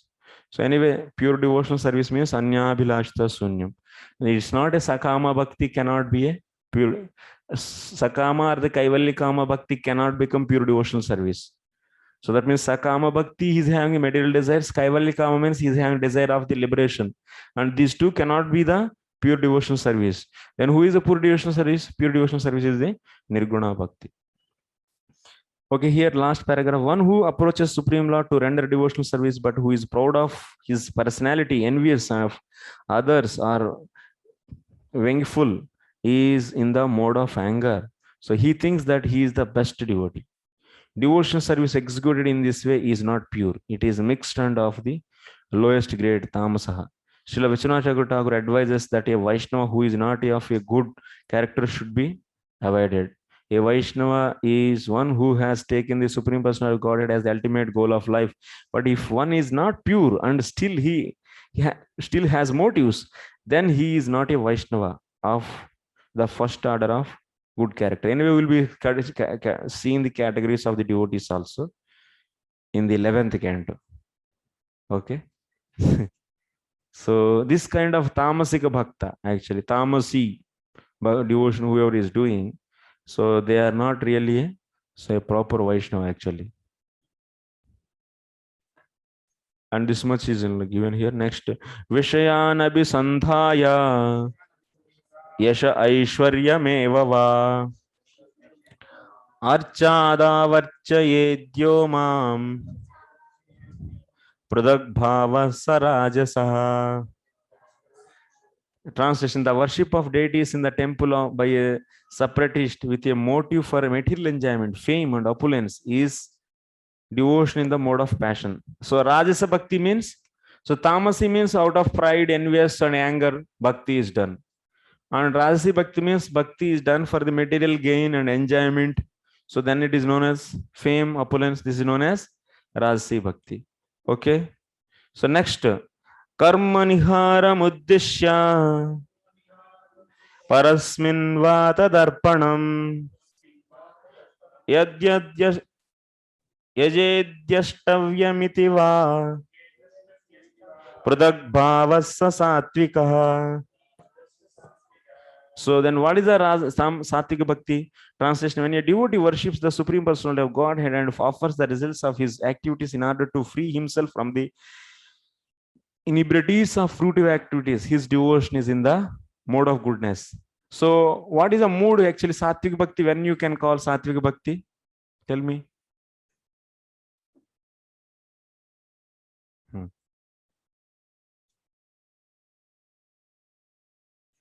जब जो भी उसको भक्ति से फल मिलता है उसको भगवान को अर्पित करते हैं,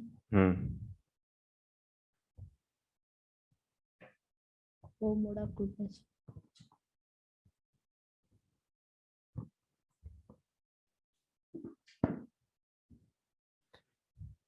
Akshay Hari Prabhu, yes. Hare Krishna. So Sattvic Bhakti is when person is goal is to become free from the fruitive activities. But my question is, can you give some examples also of these different bhaktis? Person from Okay. Tamasi Bhakti. So out of anger, envious,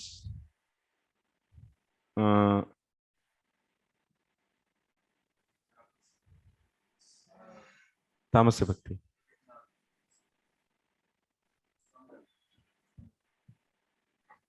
Sangha Siddha Bhakti, if you want to know, example is Sangha Siddha Bhakti, you can see in the case of Kardamani. Okay. Yeah. Examples are given in the 11th canto, complete all the examples for each. So, and also this Narada Muni is also explaining, na? So one place Sangha Siddha Bhakti, that's the Karma Mishra Bhakti or the Sangha Siddha Bhakti. Is explained in the 6th chapter actually, first canto, 6th chapter. So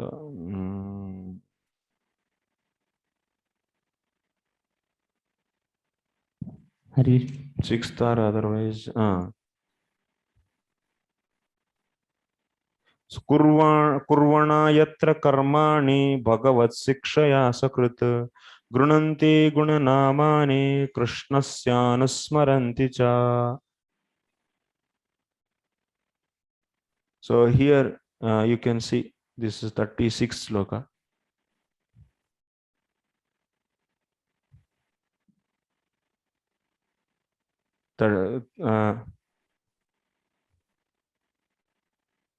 So 36 sloka, first canto, 5th chapter, 36th sloka you can see. Kurvana yatra karmani bhagavat chikshaya asakrit grunanti gunanamani. So in this 36 sloka you are seeing what? They are doing the karma, their prescribed duties, and also they are taking the holy names. Grunanti gunanamani krishnasya anusmaranti cha. So okay, 1, 5, 36. So this is known as Sangha Siddha Bhakti. They are doing karma and also doing this. Hare Krishna. And yeah. So here previously described the Arab Siddha Bhakti, when devotee a result offered to the Lord, that is Arab Siddha Bhakti. Devaki? Arab Siddha Bhakti. Results offered to the Lord. Here Sattvika Bhakti also offered to the Lord, karma result. Which one? Sattvika. No, Sattvika I didn't start. Wait, Sattvika Bhakti is not. Sattvika Bhakti, this one you are saying, na? This I will tell. That is not the like that. So in the Tamasika Bhakti and Rajasika Bhakti also what they are doing? They are doing the Shravanam Kirtanam. They are doing the Shravanam Kirtanam out of what? Enviousness. So, So when you explained Sangha Siddha Bhakti, and you gave an example from 1:5:36. Yeah. So they perform their activities, their dharma, as well as chanting the holy names. Yes. So, but chanting the holy names, that can be classified already within that classification as with Tamasic, Rajasic, and Sattvic. Swarupa Siddha. Yeah, because it's mixed with Swarupa Siddha, isn't it? No. Mishra, without Swarupa Siddha, karma cannot be called as bhakti actually. But chanting the holy names, they Yeah. can perform with desire to put someone down or whatever, just like what yeah. we're discussing Yeah. right now. Yes. So that means that part of bhakti can be classified through the third group. I'm sorry, I'm not explaining myself well. So here you see, here in the Karma Mishra Bhakti, here our focus is what? Our focus is on the karma. We are making karma as bhakti. This is not our point of discussion actually there. In the Mishra Bhakti, what is the main focus? Karma is the focus. So Karma Mishra Sangha Siddha Bhakti. So who is becoming bhakti? Here karma is becoming the bhakti. Why it is becoming bhakti? Because of association of the Swarupa Siddha Bhakti. So that's why the object of discussion is what? Karma, how it is becoming bhakti. So here what we are discussing? Here we are Swarupa Siddha Bhakti we are discussing. Okay. And with Aropa Siddha Bhakti, that would be different because Aropa Siddha Bhakti by default, it's not devotional activity. Yes.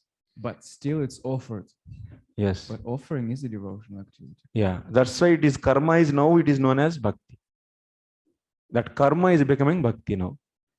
That is by nature it is not bhakti. And then what's the difference within Sangha Siddha Bhakti? In Sangha Siddha Bhakti, so here karma is becoming bhakti, being association with the Swarupa Siddha Bhakti. Not that the karma you offered and that's why it is becoming bhakti. That you are not saying. So it means karma being offered is Aropa Siddha Bhakti. Karma being offered plus one of the limbs of devotional service practiced. Yeah, karma is done along with the bhakti. So then it is known as this is also known as bhakti, and this is coming under the category of Sangha Siddha Bhakti. That is okay. And Swarupa Siddha Bhakti. So now you are discussing specifically Swarupa Siddha Bhakti. So that is this two types. And now you are doing this Swarupa Siddha Bhakti. That means Shravanam Kirtanam. So with the what bhava, with the enviousness, with the pride, then it is known as Tamasi Bhakti. And Swarupa Siddha Bhakti is done for the material gains. That means Hare Krishna, that means Shravanam Kirtan you are doing and you are calling something, that means you are desiring something out of that. Then that portion is known as Rajasi Bhakti. That activity is known as Rajasi Bhakti. Okay. Would book distribution be considered Svarupa Siddha Bhakti? Huh? Would book distribution can be considered Svarupa Siddha Bhakti? Book distribution, the activity of the, so it should be Sarupa Siddha Bhakti. First qualification is it should be fall under these 9. It should be falling under either of these. If in the book distribution you are doing the kirtanam, that means describing the Lord's glory, and in that way, if you are able to consider this as a form of kirtanam, then you can take it as. So that you have to see. That means activity is falling in which category of these 9. And after that, on top of that, you are doing book distribution out of gaining money, then it is becoming the Rajasi Bhakti. Like this, you should categorize. Yeah, Jai Gopinath Prabhu. I try to escape from this chapter, but we will not leave you. yes. Sorry. Because I want to take whole discussion in the Bhakti Sandarbha, but because Okay. Yeah. Is it okay to say that, Prabhu, if I am chanting the holy name and something happened in the previous day or something like that with my friend or somebody XYZ, yes. Then while chanting, I'm thinking that, oh, that person should get punished because he has done something like that. So, oh Lord, you should take care of that. While chanting, I think that way. And then that chanting, we can consider this as this tamasic. Because I am with envy on him or having some hatred on him. Okay, chanting plus you have anger. Anger, that means, so this anger is also 2 types, devotional and material. So what kind of anger this is? If it is material, then it is tamasi bhakti. So if it is devotional, then it is pure. So if some Vaishnava is killed and you are expressing anger for that, then it is a devotional anger. And if materialistic reason is there, and out of that anger you are, that means you are having anger. And this anger is, he done something to me. So person means I am being hurt or something like that. That's why I'm thinking. What, Prabhu? I am personally hurt. It is not that he has done to someone else, but your anger something is to me. Yeah, your anger is motivated by the spiritual cause or the material cause. That we should see. If it is material cause, then it is materialistic anger. Okay, I got the point. Yeah. Okay. Okay. Akshay Hari Prabhu. Hare Krishna Bodhama Prabhu. Pranam. I want to know, in the 6th canto, we heard about Mother Didi. She is performing Vrata to have a son who will kill Indra, and she get the Maruts. We'll discuss this later, Prabhu. This story, I should go into detail. This question. Just tell me what kind of bhakti that was. Huh? What kind of bhakti she had performed at that time? That we'll discuss later. Okay. Because this Upakhyan I am not remembering. Many times asked actually. I didn't still study the ending chapters of 6th canto.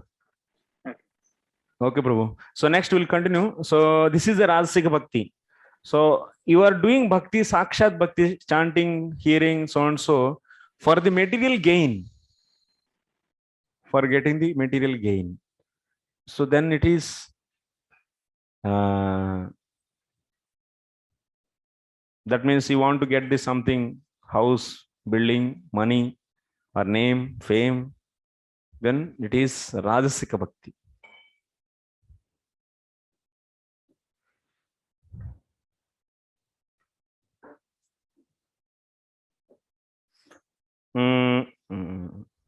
Next, Satvika Bhakti means what? Karma Karma nirharam uddisya parasmin va tadarpanam. So karma nirharam uddisya parasmin va tadarpanam. Yad yajed yashtavyamiti va pradagbhavah sa sattvikaha.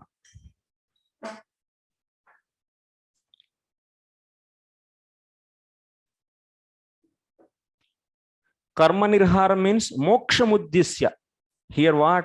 Karma nirhara means you are doing the sakshat bhakti, Shravanam, Kirtanam, Vishnu Smaranam, with the desire of what? Liberation. Then it is known as Sattvika bhakti. Sattvika bhakti.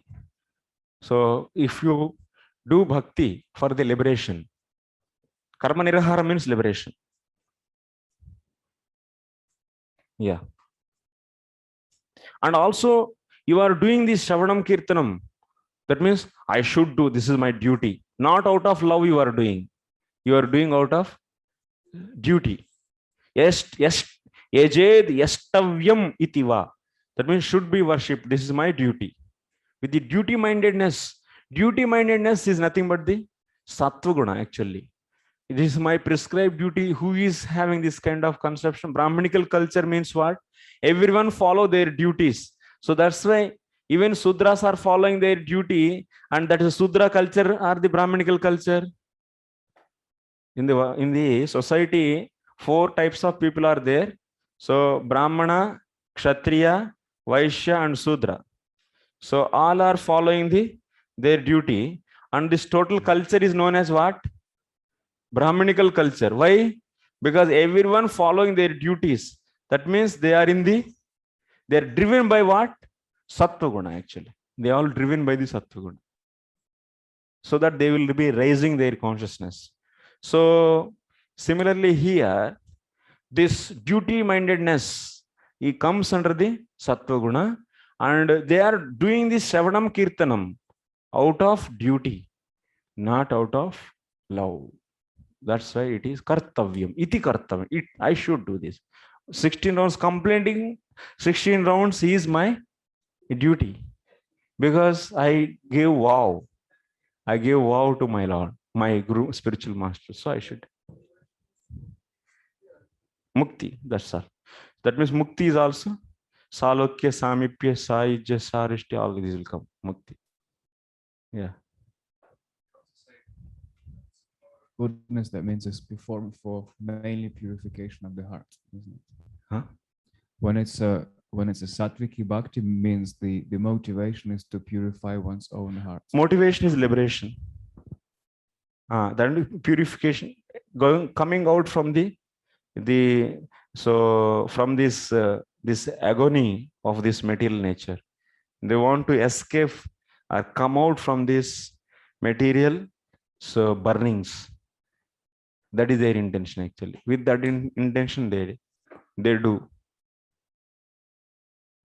That means these modes are always influencing on us. We will be always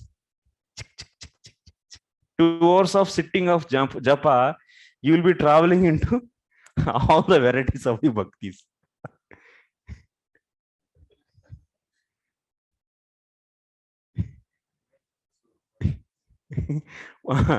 Tamasi, Rajasi, and sometimes you'll be thinking, so you'll forget the Krishna prema and you'll be thinking, so my God, I need relief from this material miseries. Hare Krishna, Krishna Krishna, Hare. Then you will be traveling always, because influence of modes is there on everyone. It's a very changing way. Sometimes night time you do japa. I should finish. Hare Krishna, Krishna. You never mind whether you should. So pleasing the Lord, that is gone. Nirguna, it's not an easy thing also. Doing Nirguna Bhakti, and we will discuss now. That's very difficult actually. We will be doing this. So Saguna Bhakti.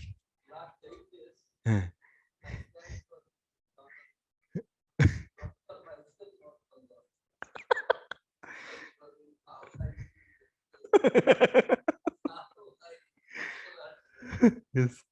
Well, when it's done to please, Yeah. when That's it's pure devotion, sir. when it's done to please spiritual master, would it be nirguna or Nirguna. kartavya buddhi? Nirguna. If cause is Krishna prem actually. Nirguna means it is coming in the next sloka. So if But- cause is not out of these three, so then that is nirguna.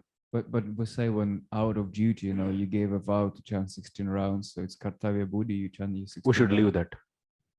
We should leave gradually that. Yeah, so to Yeah.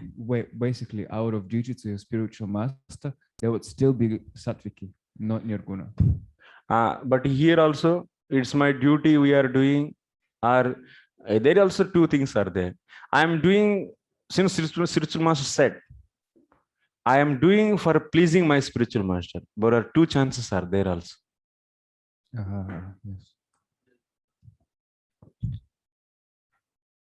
So yeah, Jay Gopinath Prabhu. No, nikal diya. Acha, good. You can go.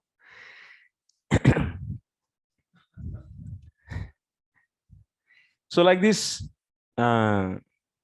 this is Sattviki Bhakti. The Brahmana, Kshatriya, Vaishya and Sudras along with the Brahmacharis, Grihastha, Vanaprastha and Sannyasis are the members of the 8 divisions of Varna and Ashrama.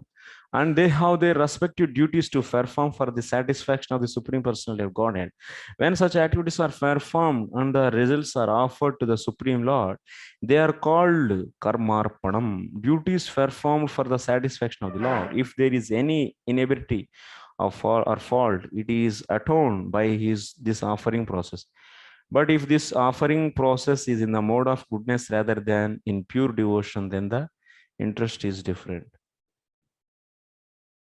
Anyway, Prabhupada is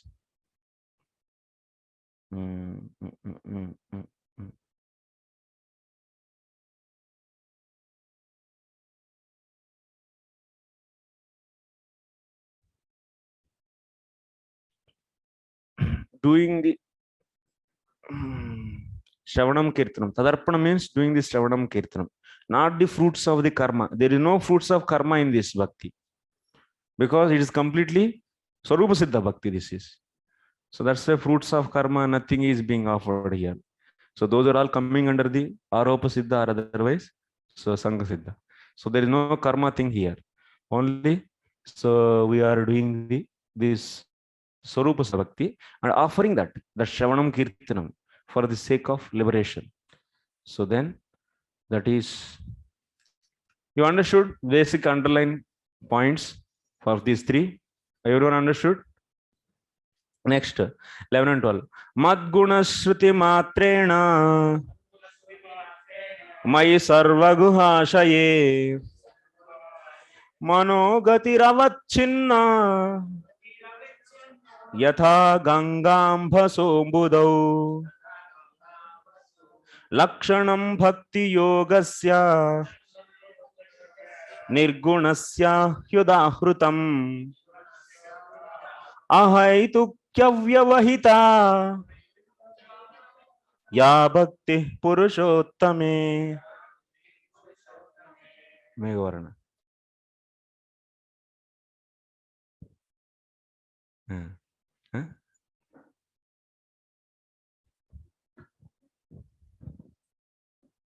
Translation.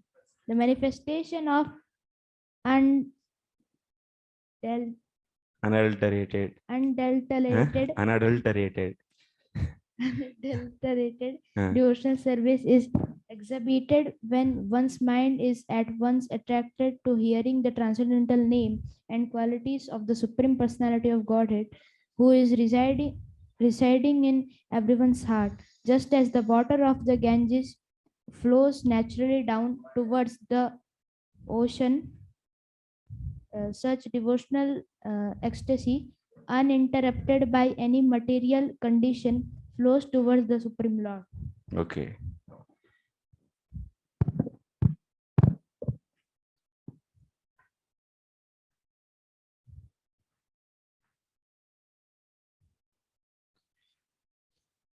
Ata yasya eva sarvotkorsha gnanardham ete bhakti vedah nirupitaha sa bhakti matra kamatva nishkama nirguna kevala swarupa siddha nirupyate.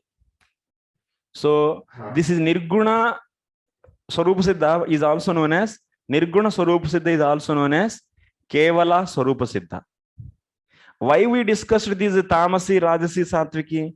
To identify, to understand the what is kevala swarupa siddha. That means nirguna swarupa siddha or kevala swarupa siddha. That is the reason we, yeah. So write the questions actually. So define tamasi bhakti, 2 marks. Define rajasi bhakti, 2 marks. Define satviki bhakti, 2 marks. So tamasi bhakti means doing. Swarupa siddha bhakti means shravanam kirtanam. So out of anger, pride, and so on, so envious is known as tamasi. So doing swarupa siddha bhakti, that means shravanam kirtanam for the material gains is known as is rajasi bhakti. Doing shravanam kirtanam for the liberation is known as satviki bhakti. Okay. Now we are seeing the nirguna bhakti. Nirguna bhakti means doing the swarupa siddha bhakti. That means shravanam kirtanam vishnu smaranam padasevana. This is navadha bhakti. So that you are doing for what purpose? Nirguna. That means your chetana is not motivated by the any modes. It is completely, so you are wanting liberation means it is motivated by the sattva guna. But now your chetana is not motivated by the any modes, means what? It is motivated by, so what? Pure bhakti. That means love towards the Lord. That means your chetana is motivated by the, that means, or otherwise you are doing this shravanam kirtanam for the pleasure of the Lord. Then it is known as nirguna bhakti. So in this, what is happening? Yasmin mai avachinna vishayantarena avachetum ashakya ya manogati. So what kind of consciousness is there in the nirguna bhakti? 2 conditions are given. One is his mind is completely free from, so vishayantarena avachetum ashakya manogatihi. So his mind is always flowing on the Lord, or otherwise is always fixed on the Lord, and there is no interruption because of the material desires. This mind is fixed on the Lord, and in that fixing of the mind, there is no interruption. That means vishayantarena avachetum ashakya manogati. Mind is always flowing in what? Flowing towards Lord only. And there is no break in this. Okay. It's always mind is fixed there only. Not deviated. Mind is not deviated due to vishayantara. Vishayantara means some material desires. That means avachinna. That means uninterruptedly it is fixed. So next, and also example is given. Like you see, Ganges is started from the Gangotri, Ganga, and is avachinna. This is Bay of Bengal. This is Ganga, and is flowing from here to here without any break. Avachinna, continuously flowing and merging into, so ocean. Ambudhi means ocean. So similarly here, mind is always flowing towards, or are always fixed on the Lord, and there is no break in this. There is no break here. Okay. So example is given this. So here, if in the case of mind, what is the break is? That's the material desires. So getting mind interrupted by the, mind is getting interrupted by the material desires, then it is break. Then that is not nirguna bhakti, no. Maybe we might be doing nirguna bhakti for the few fraction of the seconds. Maybe first second to 5 seconds.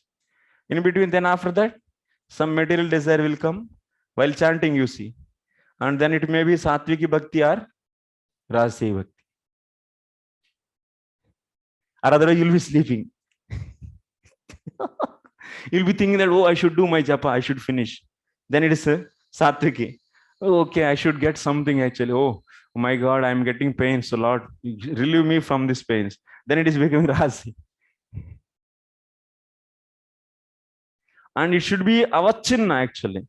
It's continually for whole hours and hours. If it is completely mind is fixed on the Lord with the pure devotion, that means with the love to please Him, then that is, this is frames actually. It's a frames. So it's not that we are doing the one devotion. We will be doing the varieties of the devotion.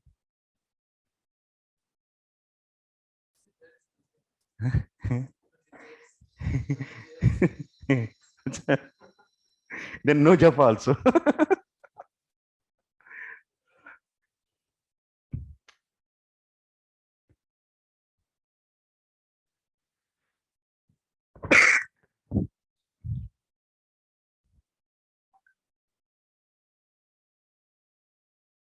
Avachinna manogati. Okay, manogatir avachinna first.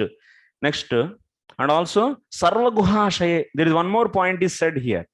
What is the meaning of sarvaguhashaye? So sarvaguhashaye mai. So Lord is here characterized as, or otherwise he is defined as in this case. Okay, you see here.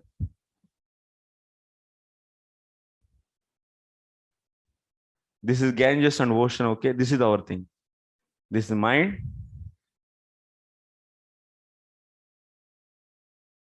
Fixed on the Lord. And Lord is said here as what? Sarva Guhashaye. What is the meaning of Sarva Guhashaye?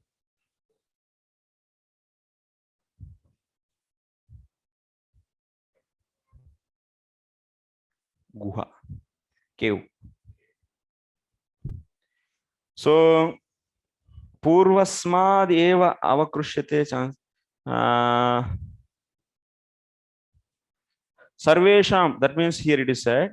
So mad guna shruti matrena natu tatrodhyeshyantara siddhyaviprayena prakruta gunamaya karananam sarvesham gunakarana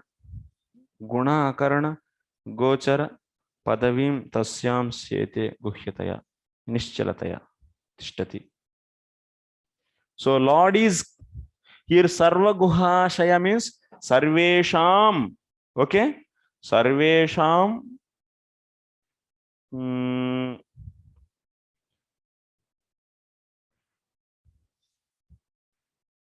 Madguna shruti matrena. One more visheshna is there. This sloka, in this sloka, Madguna shruti matrena. He is doing this bhakti, that means Shravanam Kirtanam. What is the purpose? Madguna shruti matrena. That means he doesn't have any other any desire actually. It is a natural, his constitutional state actually. Doing the japa, that means hearing the Lord's glories. He is doing this as out of his natural activity. He is not doing this out of any motivation. That is the first point. So in the state of Nirguna Bhakti, in the Nirguna Bhakti, what is the state? Write the question actually. In Nirguna Bhakti, so explain the state of the mind of the practitioner.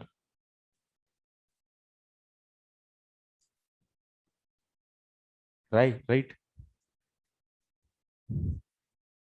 So what? First one is what? First and foremost, Madguna Shruti Matrena. This is the thing. You should first focus on this because it's very important, this section, because it's for our devotional life. It's not any Sankhya. This chapter is very important. So we should know clearly what we are doing. So Nirguna Bhakti, we should especially know. Otherwise, how can you do this? So Nirguna Bhakti means first to foremost qualification is what? Criteria. He is hearing that means doing the Shravanam Kirtanam. So only for that purpose, not for the other purpose. Is hearing, is purpose of hearing only. Even it's not out of duty also is not doing. He's not hearing this as my duty. No, That mind also is not there. He's hearing for the sake of hearing. Hearing holy name. Hearing holy name, hearing glories of the Lord, hearing the qualities of the Lord, hearing the form of the Lord, anything. Nama, Rupa, Guna, Leela, so and so, anything you can take. He is doing that out of that sake only. Okay? That means there is no other motivation. There is no other purpose. That means not for achieving of any other things. Okay? First condition, that is, you write it. Next, and he is doing, and he is fixing his mind on whom? Sarva Guhashaye. Sarva Guhashaye means what here? Prakruta. So Madhusruti Matre Natu Tatra Uddeshantara Siddhya Viprayana. So Prakruta Gunamaya Karananam Sarvesham Guha Karana Gochara Padavi.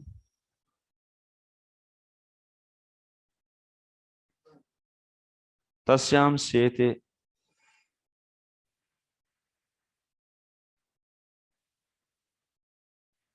The one who is sitting in the heart, and that heart is the controller of all the senses, whatever you can take like that. Ultimately, the one who is sitting in the heart, that is nothing but the what? That is the Lord.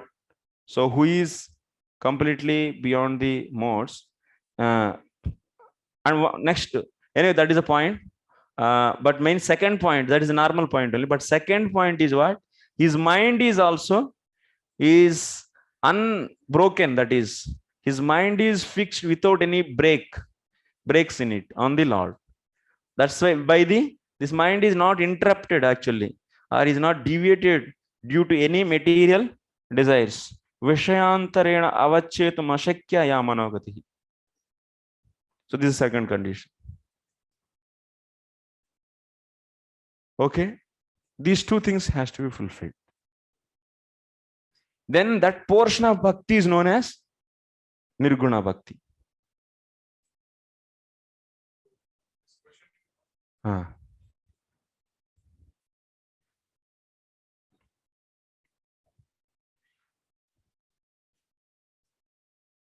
Nanu tasyaha gunasrutehe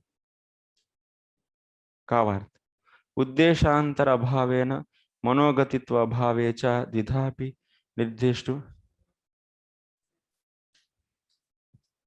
So in this, you see, this kind of bhakti comes under what category? It cannot come under either of these two categories. In the Sakama Bhakti, what is? His mind is disturbed by he is attracted towards the other Vishyas, either enviousness or other anything, or otherwise some material gain. So that means here mind is having the gati, mano gati is in other direction. The mind is diverted towards the other than the Lord, on the objects other than the Lord. And then you can call it as Sakama Bhakti. And in the Kevala Bhakti, Kaivalyakama Bhakti, so mind is not attracted towards the other objects in this case also, in the Kaivalyakama, but here Uddesha is what? Liberation.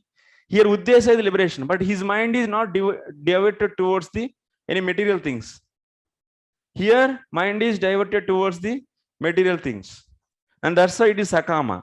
And here mind is not diverted towards material things, but it is fixed on the all the time in the Lord. But Uddesha, the purpose of doing that is what? Not for the sake of doing the devotion, he is doing that, but he is doing out of the Kaivalyakama. So that means this Nirguna Bhakti is not fall under the category of either Sakama or the Kaivalyakama, because of there is no Manogati Avachinna, or otherwise there is no Uddeshantara Abhav. So there is Uddeshantara is not there, or Manogati is not diverted towards other things. Okay? Why Nirguna Bhakti not falling under Sakama or the Kaivalyakama Bhakti, right? I'll be twisting the same thing, and otherwise it will not go inside. Why Nirguna Bhakti is not falling under either of the Sakama Bhakti or the Kaivalyakama Bhakti? Huh? You should explain. Answer, it looks same, but you should explain. Okay. So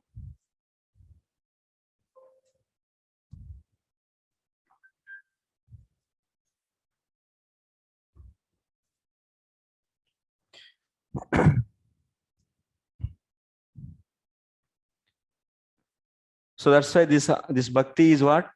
Nirguna bhakti is ahaituki, because there is no any motivation is there. Uddeshantara is not there. Any motivation is not there. Ahaituki, that means phalanusandhana rahita, and also avyavahita.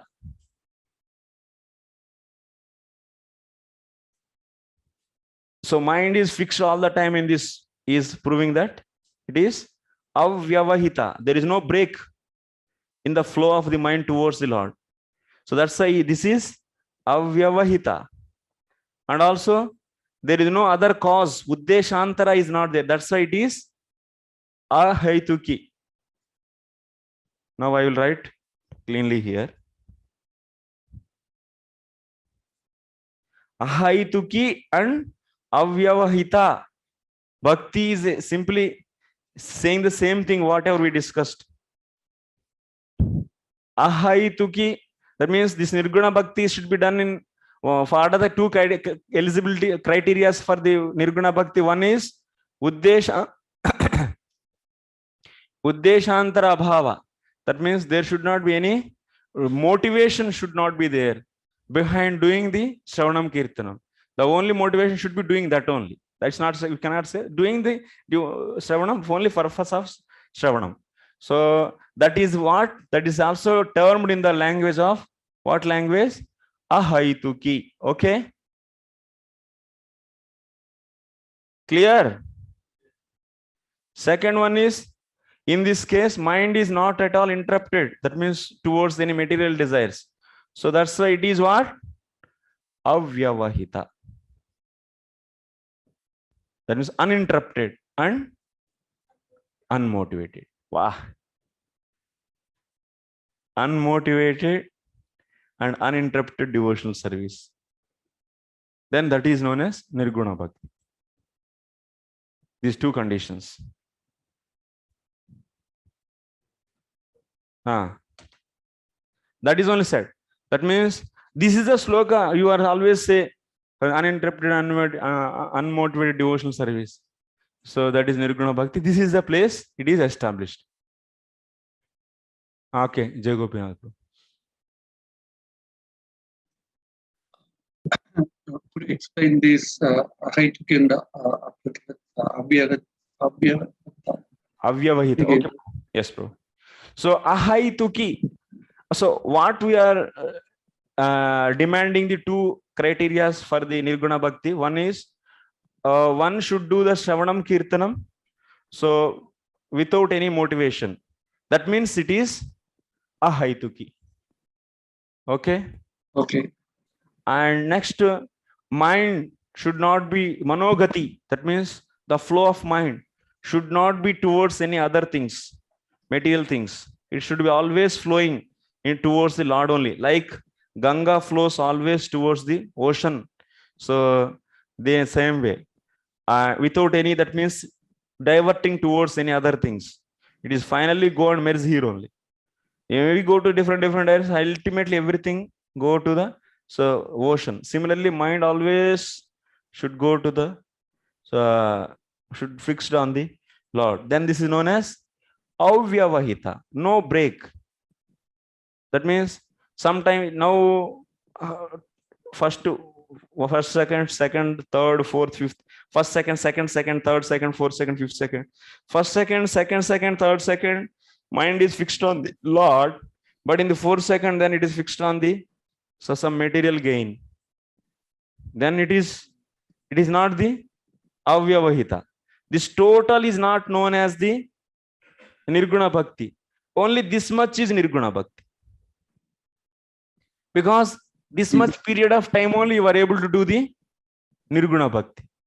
Then after that, your mind is divided towards the material desires. Then it is becoming the Rajasi Bhakti.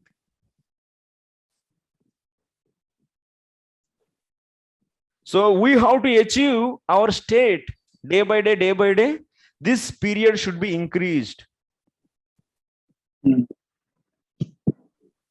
So we have to all the time, all the cases, your mind should not be attracted towards any material things. And also there should not be any motivations. So such a state, one should do the Shravanam Kirtanam. Then that is known as Nirguna Bhakti. Then understand how much time we can do Nirguna Bhakti.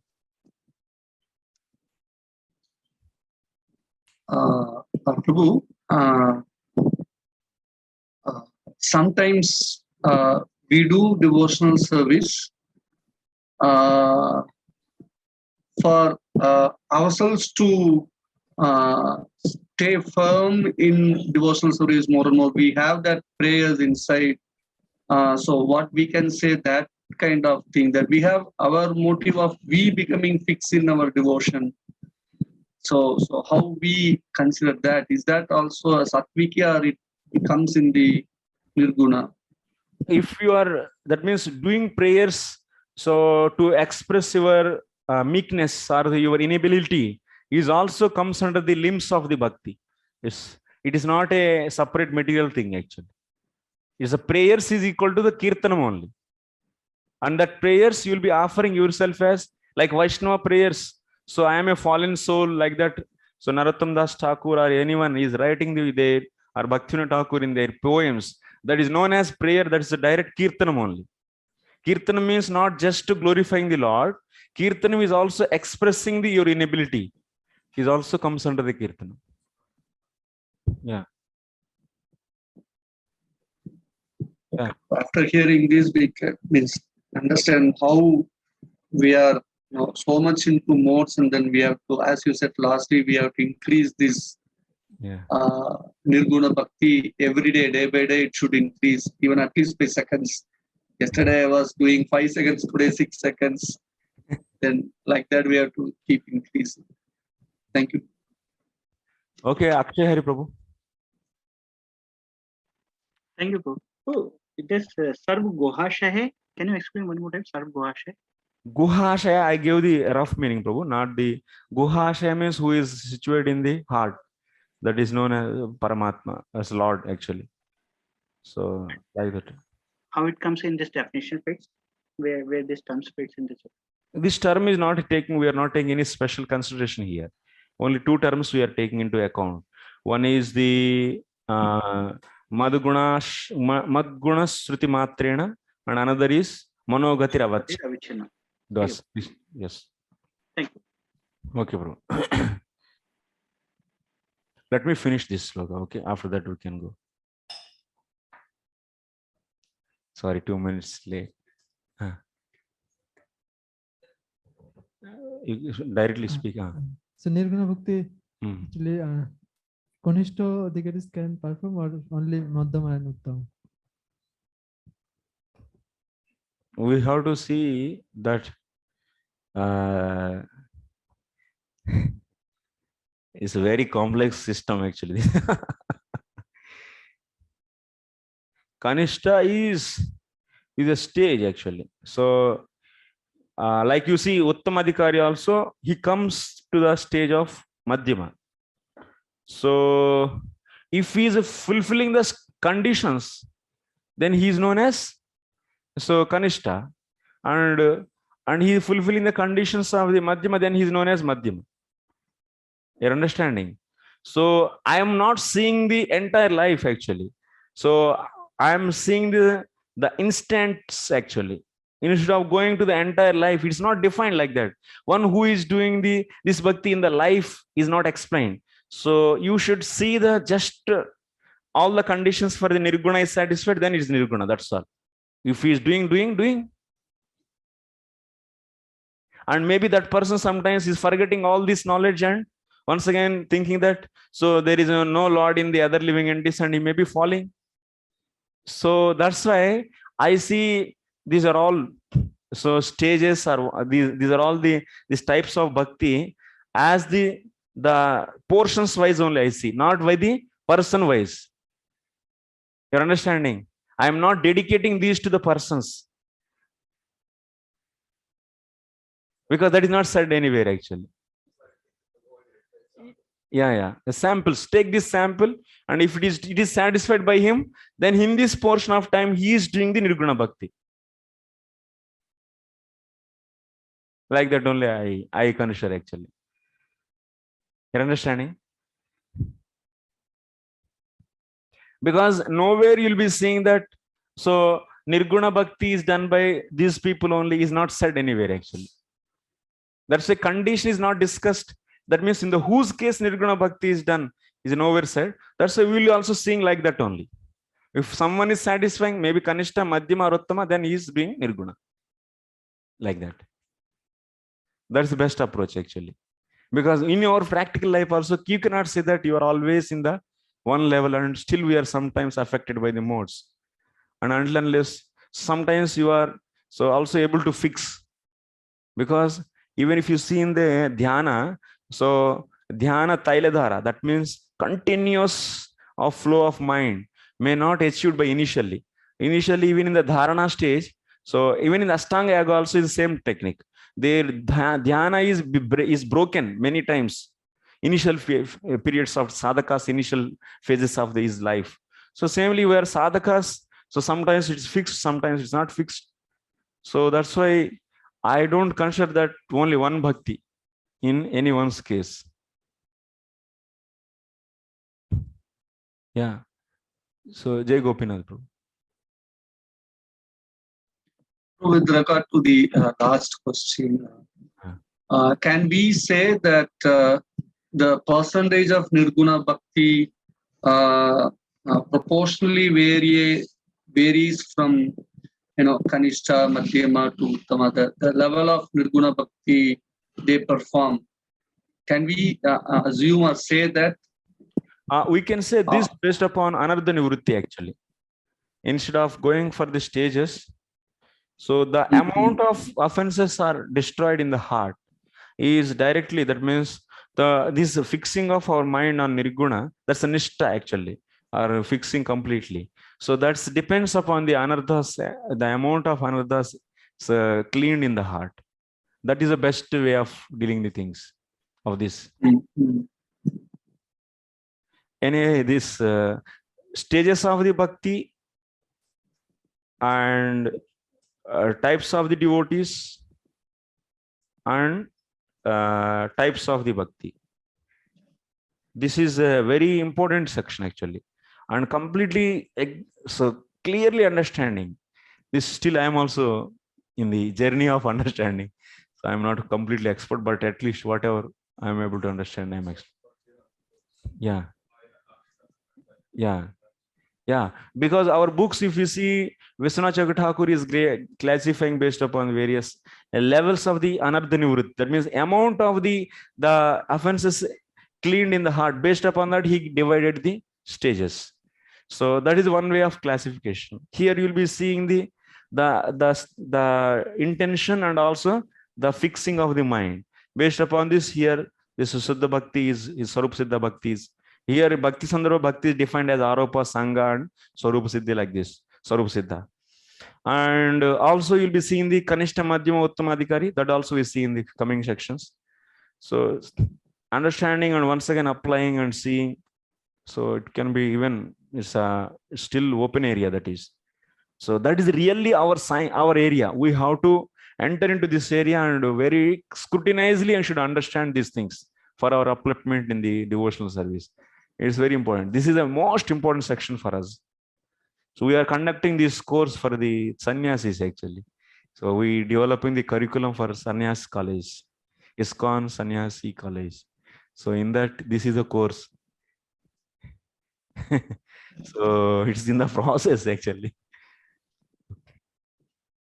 Okay, bro. Let me finish this. Yeah, he's developed by him.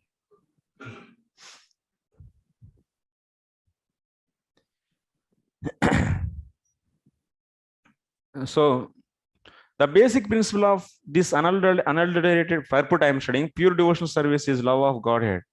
Madguna Sruti Matrena means just after hearing about the transcendental qualities of the Supreme Personality of Godhead. These qualities are called Nirguna. The Supreme Lord is uncontaminated by the modes of material nature. Therefore, he is attracted to the pure devotees. There is no need to practice meditation to attain such attraction. The pure devotee is already in the transcendental stage, and the affinity between him and the Supreme Personality of Godhead is natural and is compared to the Ganges water flowing towards the sea. The same thing we are hearing. Actually, the flow of Ganges water cannot be stopped by any conditions. Similarly, a pure devotee's attraction for the transcendental name, form, pastimes of the Supreme Godhead cannot be stopped by any material condition. This is what? This is the Madguna Sruti. This is the Manogatir Avachinna. This is Manogatir Avachinna. Next, second, the word ahaituki means without reason. That means this is Madguna Sruti Matrena. That means ahaituki, without any motivation. That you will be seeing in the second. That is also said in Anyaya Bilashita Sunyu. So next, Avyavahita in the last paragraph, without any interruption. That is Manogatir Avachinna. We're seeing there. Okay, like this. So we'll be discussing tomorrow. So tomorrow class, remaining slokas. Okay, you just revise things and come. Thank you very much, Srila Prabhupada ki.